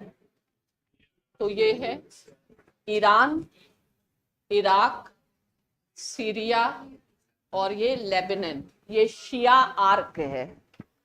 ओके. एंड सऊदी अरेबिया और ईरान बॉर्डर पे है. Saudi Arabia, Jordan, Egypt. तो ये गाजा स्ट्रिप है और ये सिनाई पेनिनसुला है. This is a West Bank. और क्लियर और मैप्स में मिल जाएगा.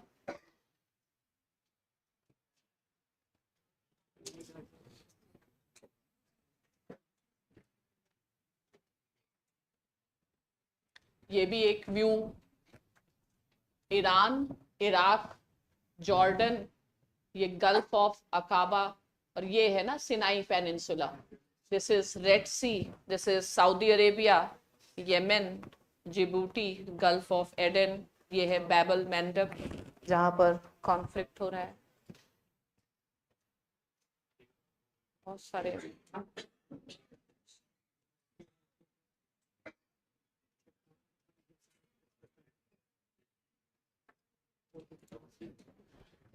this was the original region.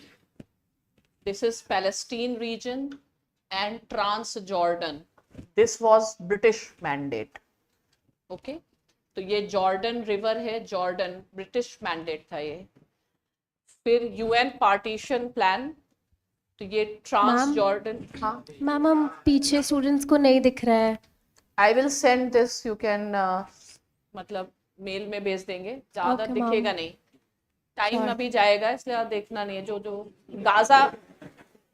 Gaza समझ में आ रहा है ना आपको, और यहाँ पे वो राफा क्रॉसिंग है, और ये सिनाई पेनिनसुला है, और यहाँ पे 3 मेजर सिटीज है, तो 2 तो इजराइल ने कैप्चर कर लिए, राफा का इशू है, और ये लोग यहाँ पर बंद है, इधर से इजिप्ट जाने नहीं देता है इनको, ठीक है। यहाँ पर फिर ये जो मैरीटाइम बाउंड्री है that is guarded by Israeli forces, तो यहाँ से नहीं जाने देते हैं, तो ये इधर भी नहीं जाने देते, तो ये एक तरीके का गाजा एक प्रिजन है।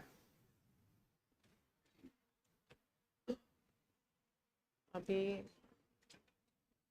चलो इतना वाला मैप रखो बस, Golan Heights, Lebanon, Gaza and Sinai.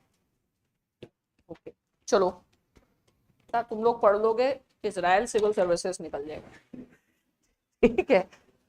हो सकता है we can conduct an exam, उनका तो हो नहीं पा रहा है।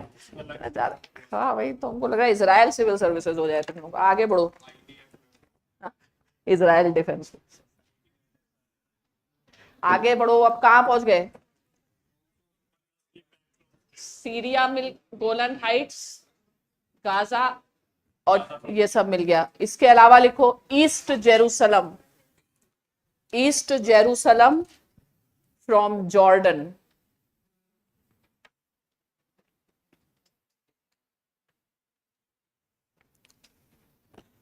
फिर नेक्स्ट लिखो यूएन रेजोल्यूशन या यूएन एक्शन।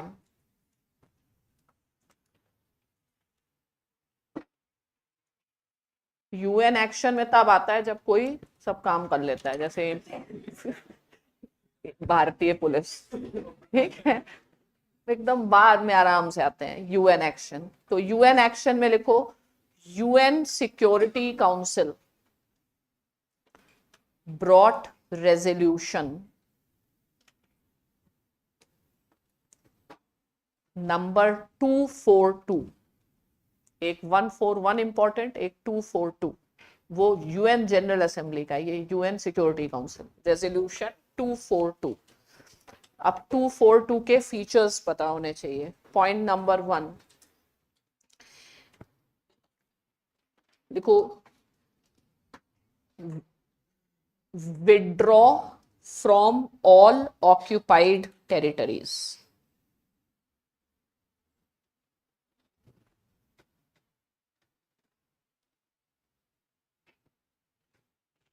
तो they have already given Sinai back, West Bank तो इन्हीं का था, तो सिर्फ only occupied territory remains is Golan Heights.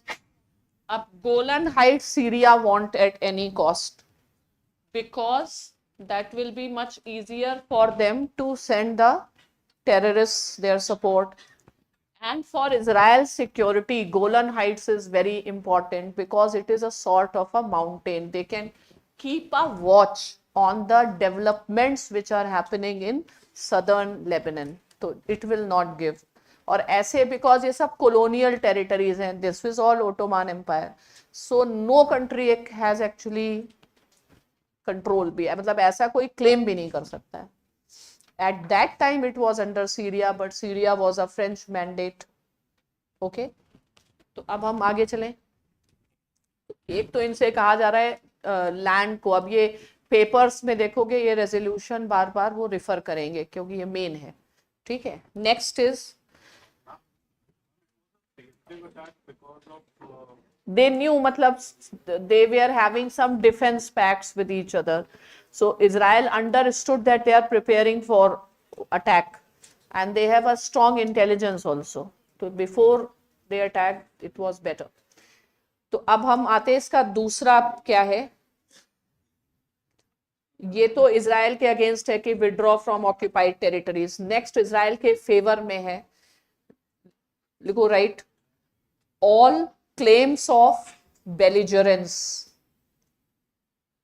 to be ended, all wars, all claims of belligerence, BELLIGERENCE, to be ended. Next लिखो, all countries have right to live in peace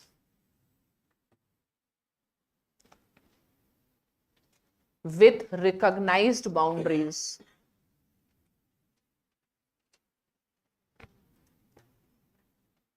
Next, freedom of navigation has to be respected. Freedom of navigation underline करो, देखो, because Arab countries,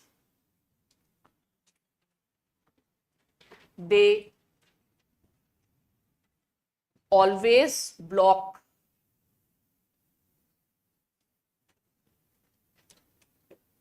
Israel's access to Red Sea.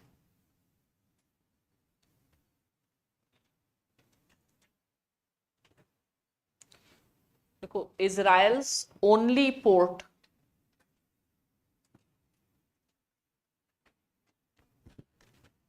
यहाँ पे है, gulf of अकाबा। Israel's only port नहीं, कहीं पता नहीं ऊपर नीचे होगा, इलियाट पोर्ट, लेट मी सी, इलियाट पोर्ट, ELIAT, इलियाट पोर्ट, ये है ना, ऐसे यहाँ पे दिखता है,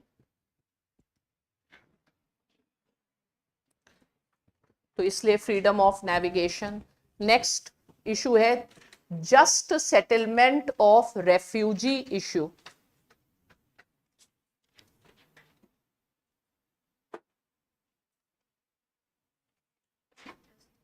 just settlement of refugee issue मतलब their right to return.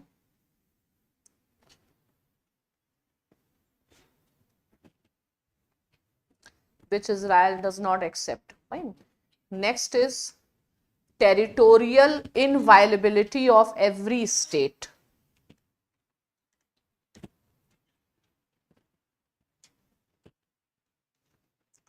Territorial inviolability of every state. अब ये हम लोग पढ़ क्यों रहे हैं? Because we should know India's official position on resolution 141, on resolution 242, ठीक है? तो ऐसे लिखो, what is India's position?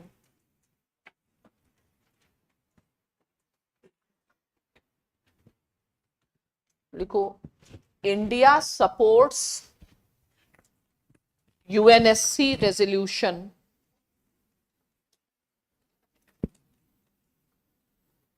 242 as a approach towards just and durable peace.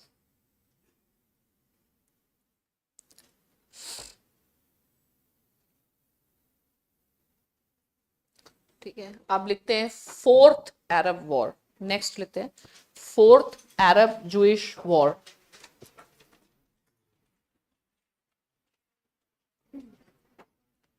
Fourth है 1973 Yom Kippur War. YOM, Yom Kippur, KIPPUR. Yom Kippur War. Yom Kippur is a fest of Jews. So when they were in festivities, then the surprise attack. So always terrorism will go for guerrilla warfare.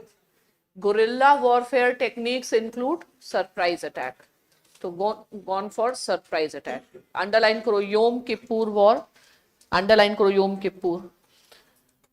लिखो Jewish Festival Day.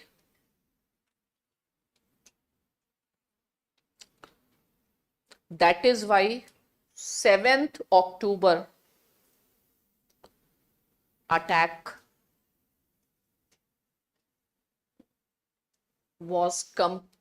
is compared with Yom Kippur War.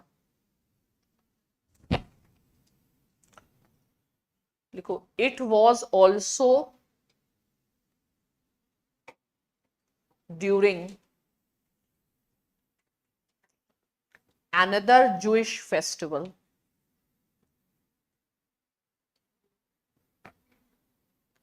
Shabbat, SHABBATH.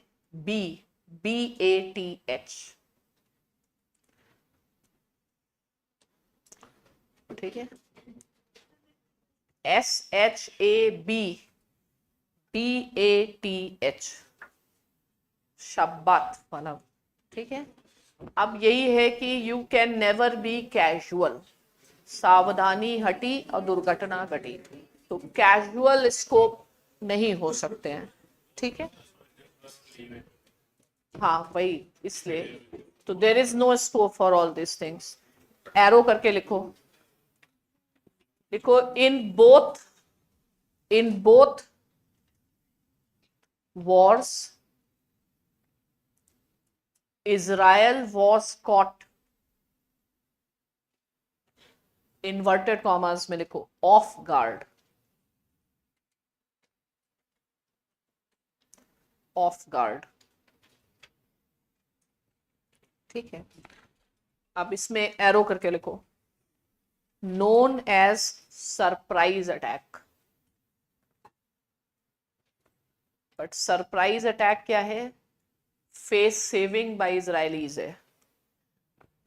तो जब आपको पता है enemy next door है तो surprise हो क्यों रहे हो? ठीक है, तो it should not be called as surprise attack. Israel was off guard and Israel went complacent. Okay, because Israel thought that India has a good command over Palestine, UAE has a good command, now things are moving for better, we have that I2 U2. और Israel का अपना, मतलब जो 7th अक्टूबर का fight है, that was projected by Israelis to their own people. ठीक है, that it was a surprise attack. But any expert of international politics will say that there was nothing to be surprised. That was something, it could have happened any time. तो there is no scope for being complacent. आप ऐसे नहीं कह सकते हैं कि ये surprise attack है. तो इसलिए ज़्यादा सही वर्ड है ऑफ गार्ड. तो अब इस समय ऐसा क्यों हुआ? अगेन वही है, in politics prince knows the movement. तो that was the best movement to attack. तो why Hamas attacked on October 7th October? पहली बात तो फेस्टिविटी थी. दूसरा, they thought that geopolitics is changing and Israel and UAE relations were established and the talk was going on for Israel and Saudi Arabia relations. So Israel getting recognized by Saudi Arabia, Bahrain, Morocco, Egypt, Jordan, मतलब major Muslim states besides India. Plus what else happened was there were domestic issues. Fine. So domestic political instability was going on. So when there is a domestic issue, maybe your attention towards the borders will go. And again, this was a coordinated attack between Hamas and Hezbollah. Fine. So what actually Hezbollah did, just before the attack, they started some type of कुछ military actions या skirmishes started between Israel and Hezbollah. वो चल रहा था, low intensity war चल रही थी. So Israel's attention was towards Lebanon. ठीक है, तो इन्होंने पहली स्ट्रेटजी क्या थी कि इजराइल को कहीं और एंगेज करके रखो. तो इजराइल का अटेंशन था लेबनान की तरफ. दूसरा था डोमेस्टिक अपोजिशन था, तो it was engaged in managing the domestic fight. Third was again, if not now then never, because then geopolitics would have changed and the Palestinian cause would have become completely irrelevant. तो यही time था. और next क्या था कि who is the real actor behind this? तो real actor है Iran. Fine. So it is Iran's action, Iran's calculation, and it is Iran's support that this thing has happened. तो ईरान और Israel का अपना एक कॉन्फ्लिक्ट है. तो ये एक तो Iran, then Russia, then China, and every country has its own interest. China is against IMEC corridor. Then Russia was at present playing second fiddle to China. And then Iran and US are against each other. And US and China, they are very close at present. Okay, so this is how it has happened. Yeah.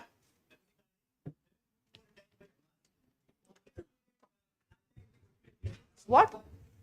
We always say that Gaza is an open jail surrounded from all sides by Israeli forces. And then we also say that Israel has the best spy agency in the world. So how it became possible for Hamas to gather so much arms and ammunition and launch attack of this scale? तो एक तो उन्होंने वही सब tunnels बना रखी हैं और गाजा, और मतलब this is through smuggling that is happening through the maritime borders. You can't be 100%. No country can be 100% secure.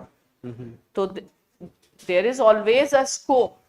Plus Gaza से भी चलता है, तो हर कंट्री के डुअल फेसेस होते हैं, one in public, one in secret. तो चाइना है बहुत सारा, मान लो चाइना का ही शिप जा रहा है तो चाइना प्रोवाइड कर देगा.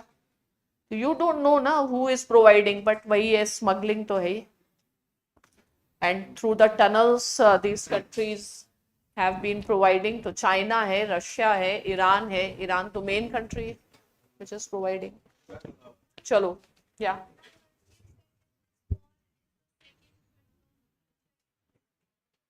What?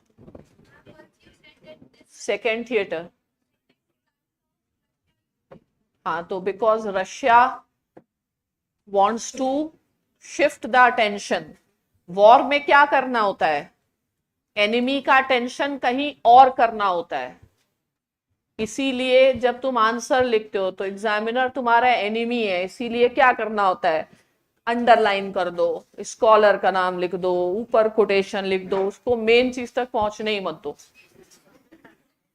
ये आर्ट होता है कि कुछ और लिख दो. ठीक है, अब चलो जल्दी.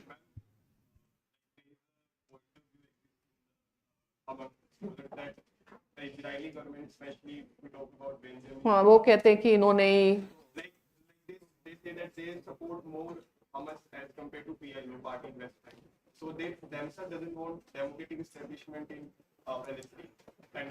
वो क्यों करेंगे डेमोक्रेटिक? वो तो अब कहीं नहीं, कोई सब यू पॉलिटिक्स में you can never know. Every understanding is a misunderstanding. ठीक है, you will never ever reach to the base. तो everybody will tell you a story. I am also telling my story. ठीक है, चलिए अब लिखिए कहां पहुंच गए लास्ट. caught off guard. ठीक है, तो अब ऐसे लिख दो, ऐसे लिखो why attack on 7th October.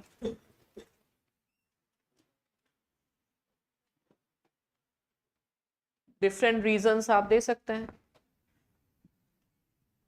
7th October लिखो, it was a strategic move by anti Western forces.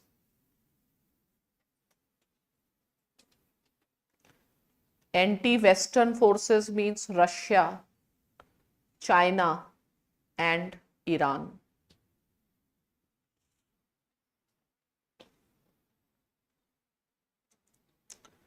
ठीक है, तो पहला लिखो, लिखो China's interest was to spoil USA's game. अंडरलाइन करो USA's game. Connectivity project oblique IMEC corridor.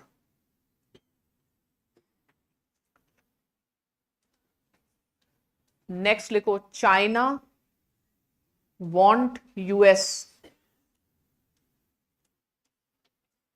To remain engaged in West Asia या middle east so that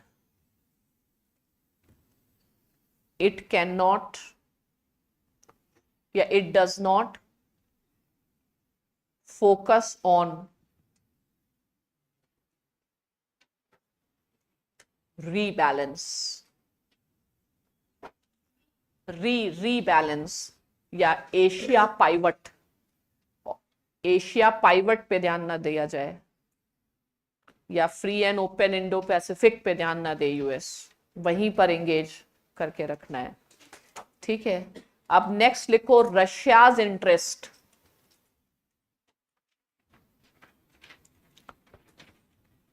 is to weaken US attention from Ukraine.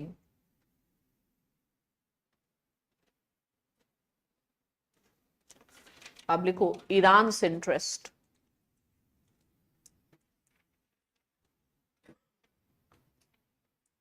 देखो, Iran wants to establish its leadership in the Muslim world.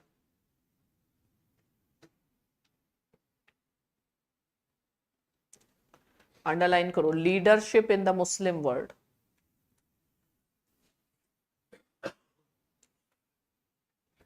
अब how to get this leadership लिखो, how to get the leadership.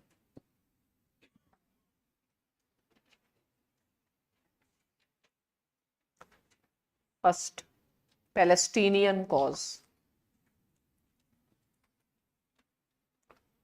जख्म हरे हो जाएंगे. Palestinian cause लिखो, specially take up the Palestinian cause when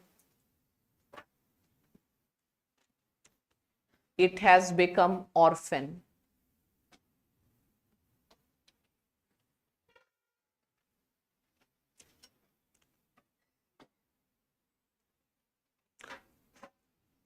Second point लिखो, Iran would like to keep USA engaged in proxy war in Middle East.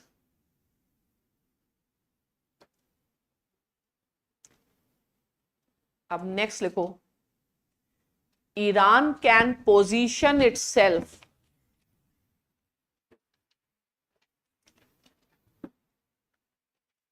as the only Muslim country ready to fight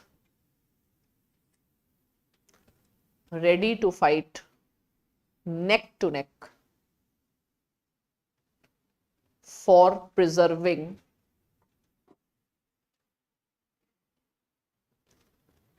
Muslim pride and civilization.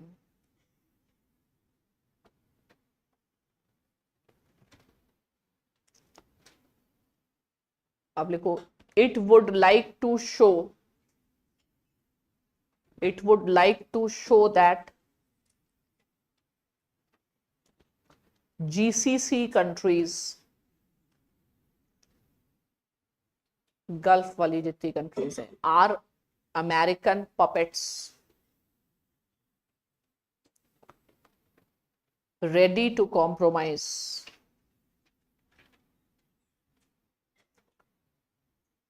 with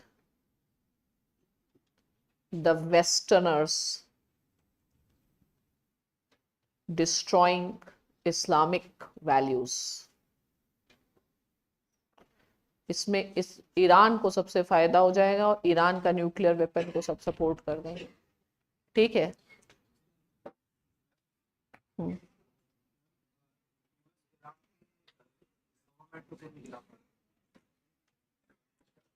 नहीं गिरा सकते, वो Iran में बताएंगे. ठीक है. अब सबके अपने अपने फायदे हैं. फिर लिखो हमास का क्या फायदा है. नेक्स्ट लिखो right.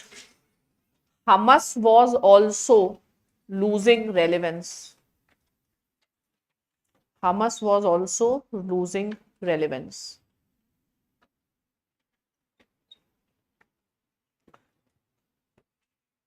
Once Palestinian cause goes, then Hamas will have no relevance. तो सबका रीजन था. नेक्स्ट लिखो राइट. ऐसे लिखो, what conditions were prevailing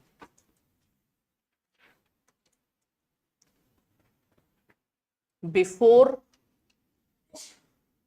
7th October.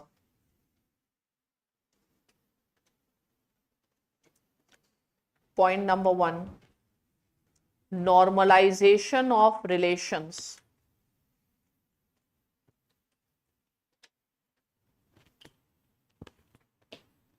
between Israel and Arab countries.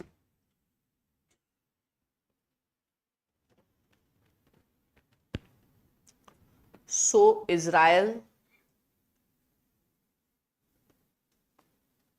became complacent. Next, domestic politics became too divisive.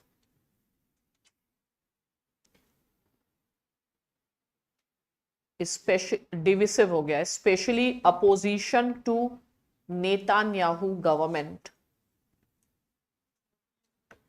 Internal Israeli politics became very divisive. Opposition to Netanyahu government. मतलब enemy weak है तब attack करो. Because of his reforms and that judicial ये सब. Next लिखो Hezbollah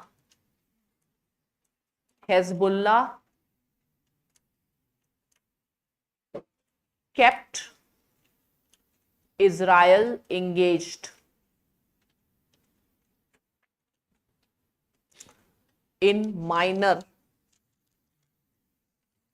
conflicts. Next लिखो, most importantly, there was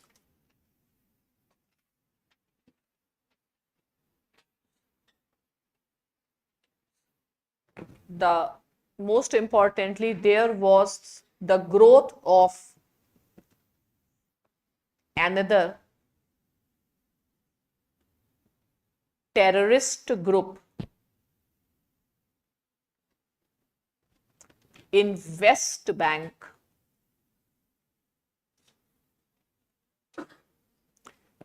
Another terrorist group in West Bank, उसका नाम लिखो, PJI, Palestinian Islamic Jihad,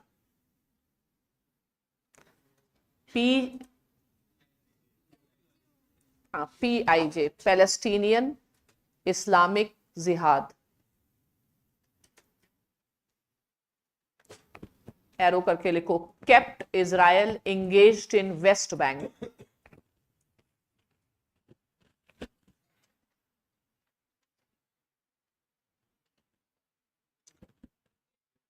अब नेक्स्ट लिखो, ड्यूरिंग ऑल दीज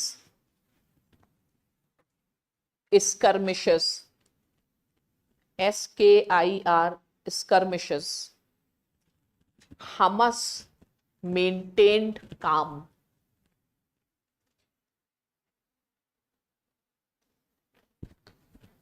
लिखो, it did not take sides either of Hezbollah or of PIJ.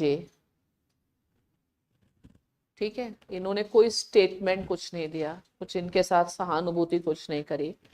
Arrow करके लिखो, right, Israel thought that Hamas is changing.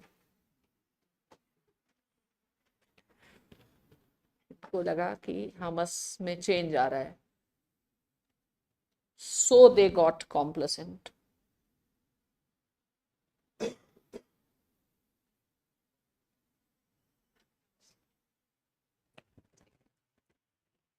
Anyway, come back to Yom Kippur War. So ये सब पता था तुम लोग को, हम सब गए थे वहां पे, तुमको बिल्कुल फर्स्ट हैंड जमीनी खबर लेके आते हैं, ठीक है, हाँ, ग्राउंड जीरो रिपोर्ट. चलो, अब हो गया अपना योम किपुर वॉर. योम किपुर वॉर एरो करके लिखो, फिर से लिखो आगे, योम किपुर वॉर 1973.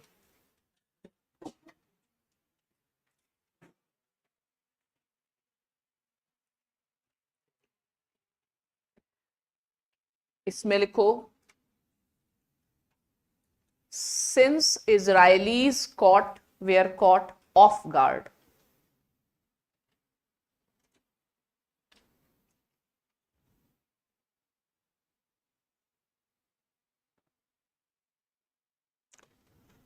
Comma,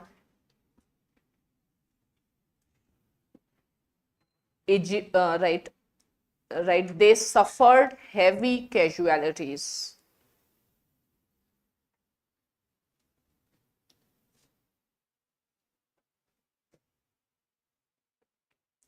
देखो, still Israel could manage the victory.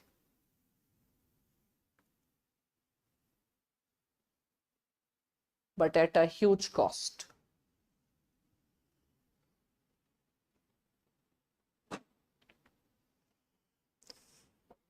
ठीक है, अब फिर लिखो role of UN.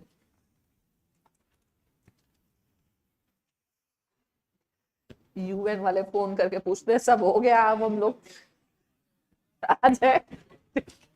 Role of UN लिखो, यूएनएससी रेजोल्यूशन 338 1973. 338 1973. लिखो, all countries go for ceasefire immediately.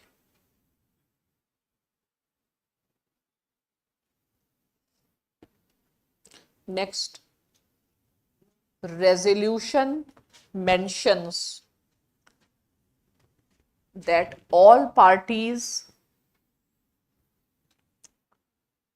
will have to observe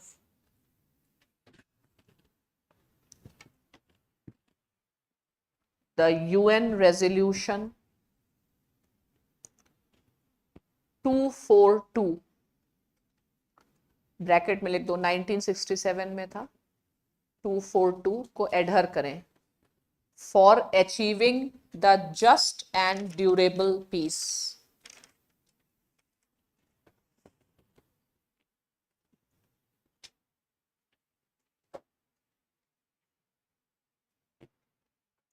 फिर लिखो India supported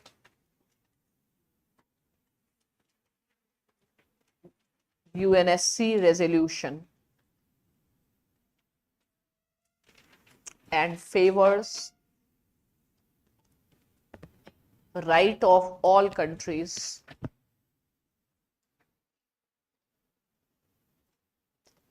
to live in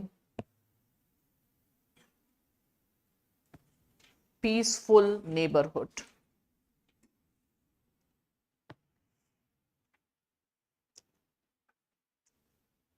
ठीक है, अब इसमें ऐसे लिखो analysis so far.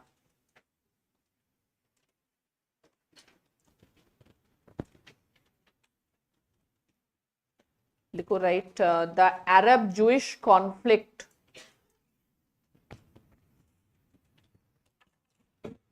can be considered as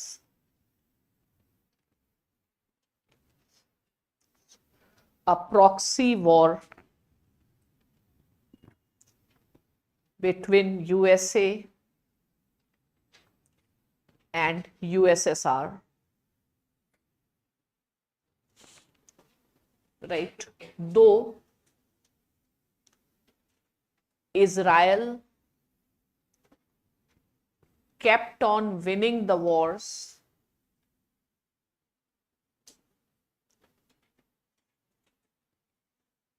but Palestinians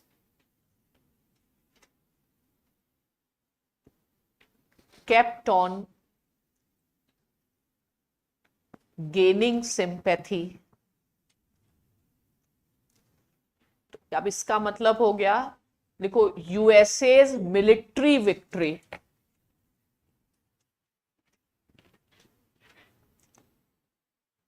but Russia's political and diplomatic victory.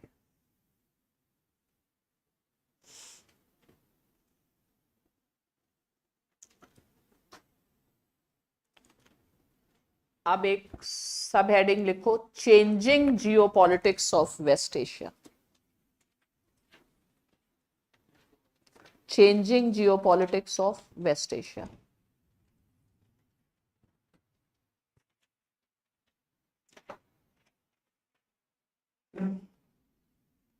ठीक है, अब लिखो USSR got engaged in managing domestic crisis.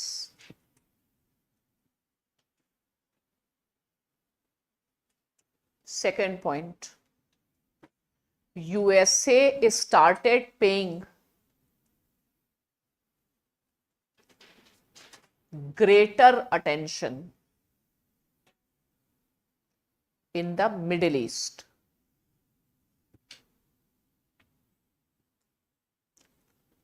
अब लिखो why. लिखो there was a probability of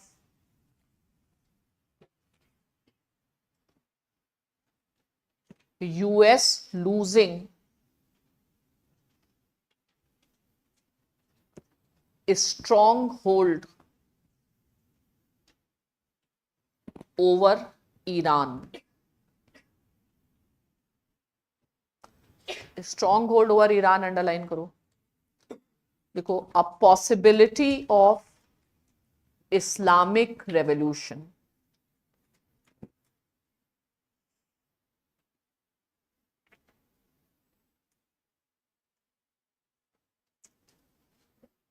ठीक है, अंडरलाइन करो इस्लामिक रेवोल्यूशन, एरो करके लिखो। लिखो Islamic revolution happened in Iran in 1979. Underline करो 1979.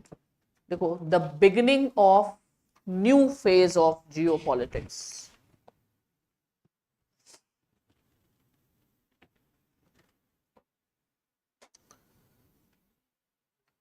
अब ऐसे सब हेडिंग लिखो, Iran before Iranian revolution.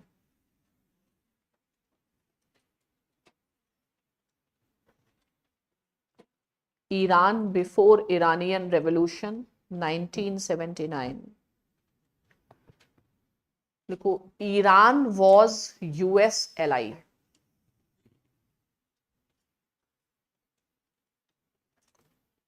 member of Baghdad Pact.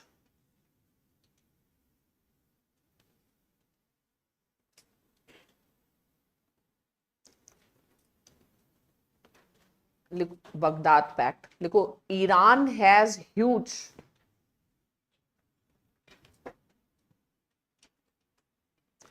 geopolitical importance.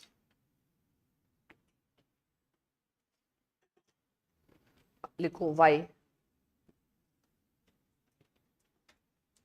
Because of its location.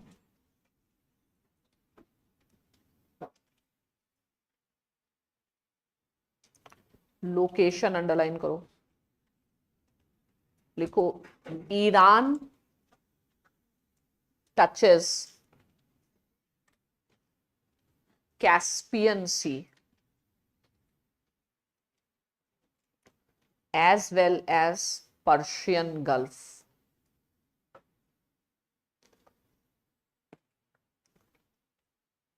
ठीक है, एरो करके लिखो, वर्ल्ड्स लार्जेस्ट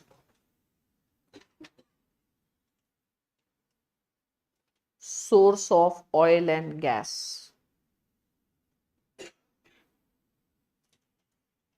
अंडरलाइन करो, पर्शियन गल्फ. लिखो, right, it is a major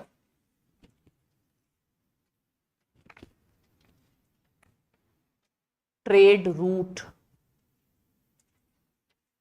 Persian Gulf जो मेजर ट्रेड रूट है in Indian ocean. अब और यूएस की पॉलिसी क्या है? ट्रेड रूट, कॉमा करके लिखो, and US policy is to dominate the oceans or control world trade.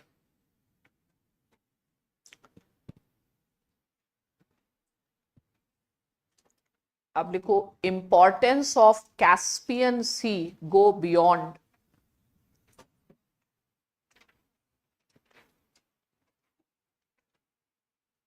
energy.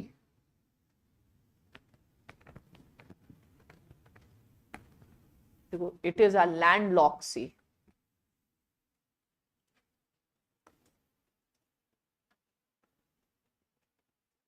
लिखो, but लिखो, it is situated in most pivotal geography. It is situated in most pivotal geography. Pivotal, PIVOTL, pivotal geography. घर जाके देखना कहाँ कहाँ है, कहाँ situated है. लिखो, इन साउथ कॉकेशस.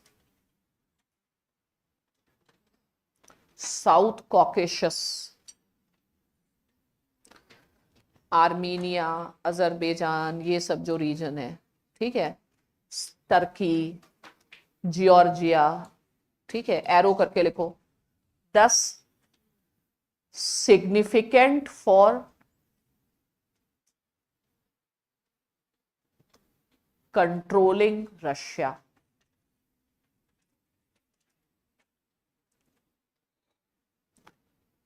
Next लिखो, it is located next to Central Asia.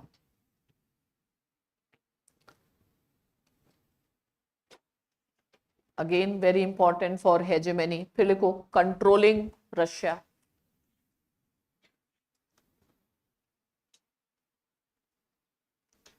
Next border of Iran.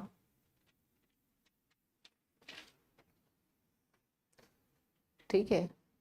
फिर लिखो, ऐसे लिखो, what is US politics in the reason.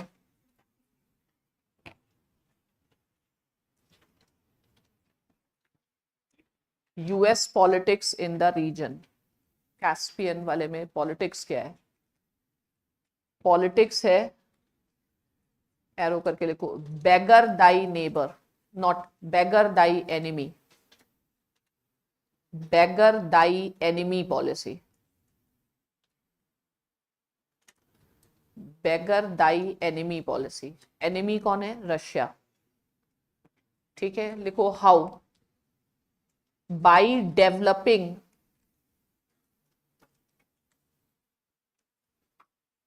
alternative pipelines, gas pipelines.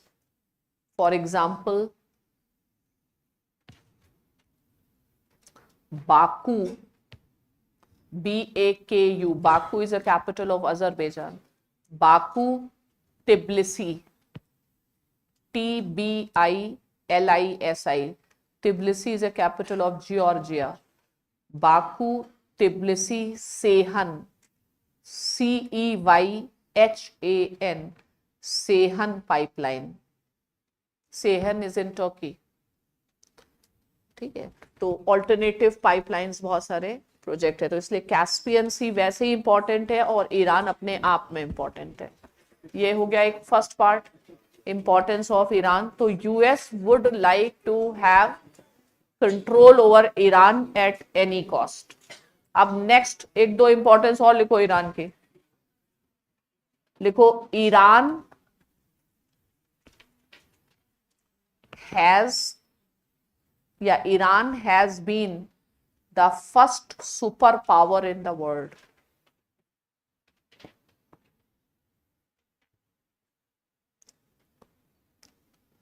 First super power में अंडरलाइन करो. Iran has huge cultural capital.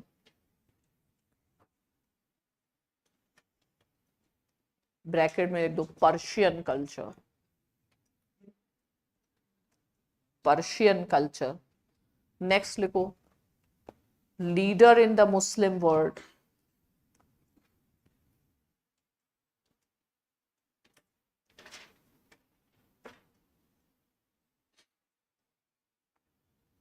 Next लिखो Iran is invincible. INVINCIBLE, invincible. Invincible underline करो. Difficult to conquer because of its topography.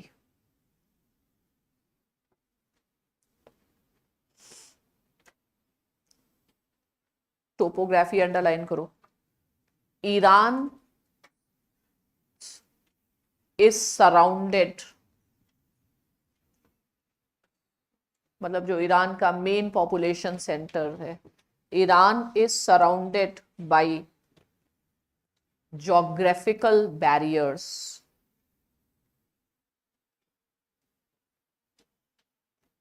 First लिखते towards the west is Persian Gulf, तो sea है और उसका जो टोपोग्राफी है it is difficult to conquer. Next in the south जो Israel उससे मिलता है अफगानिस्तान से, it is a desert. In the north mountainous.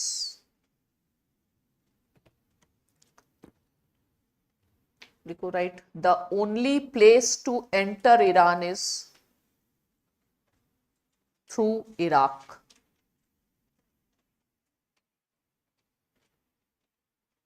That is why US wanted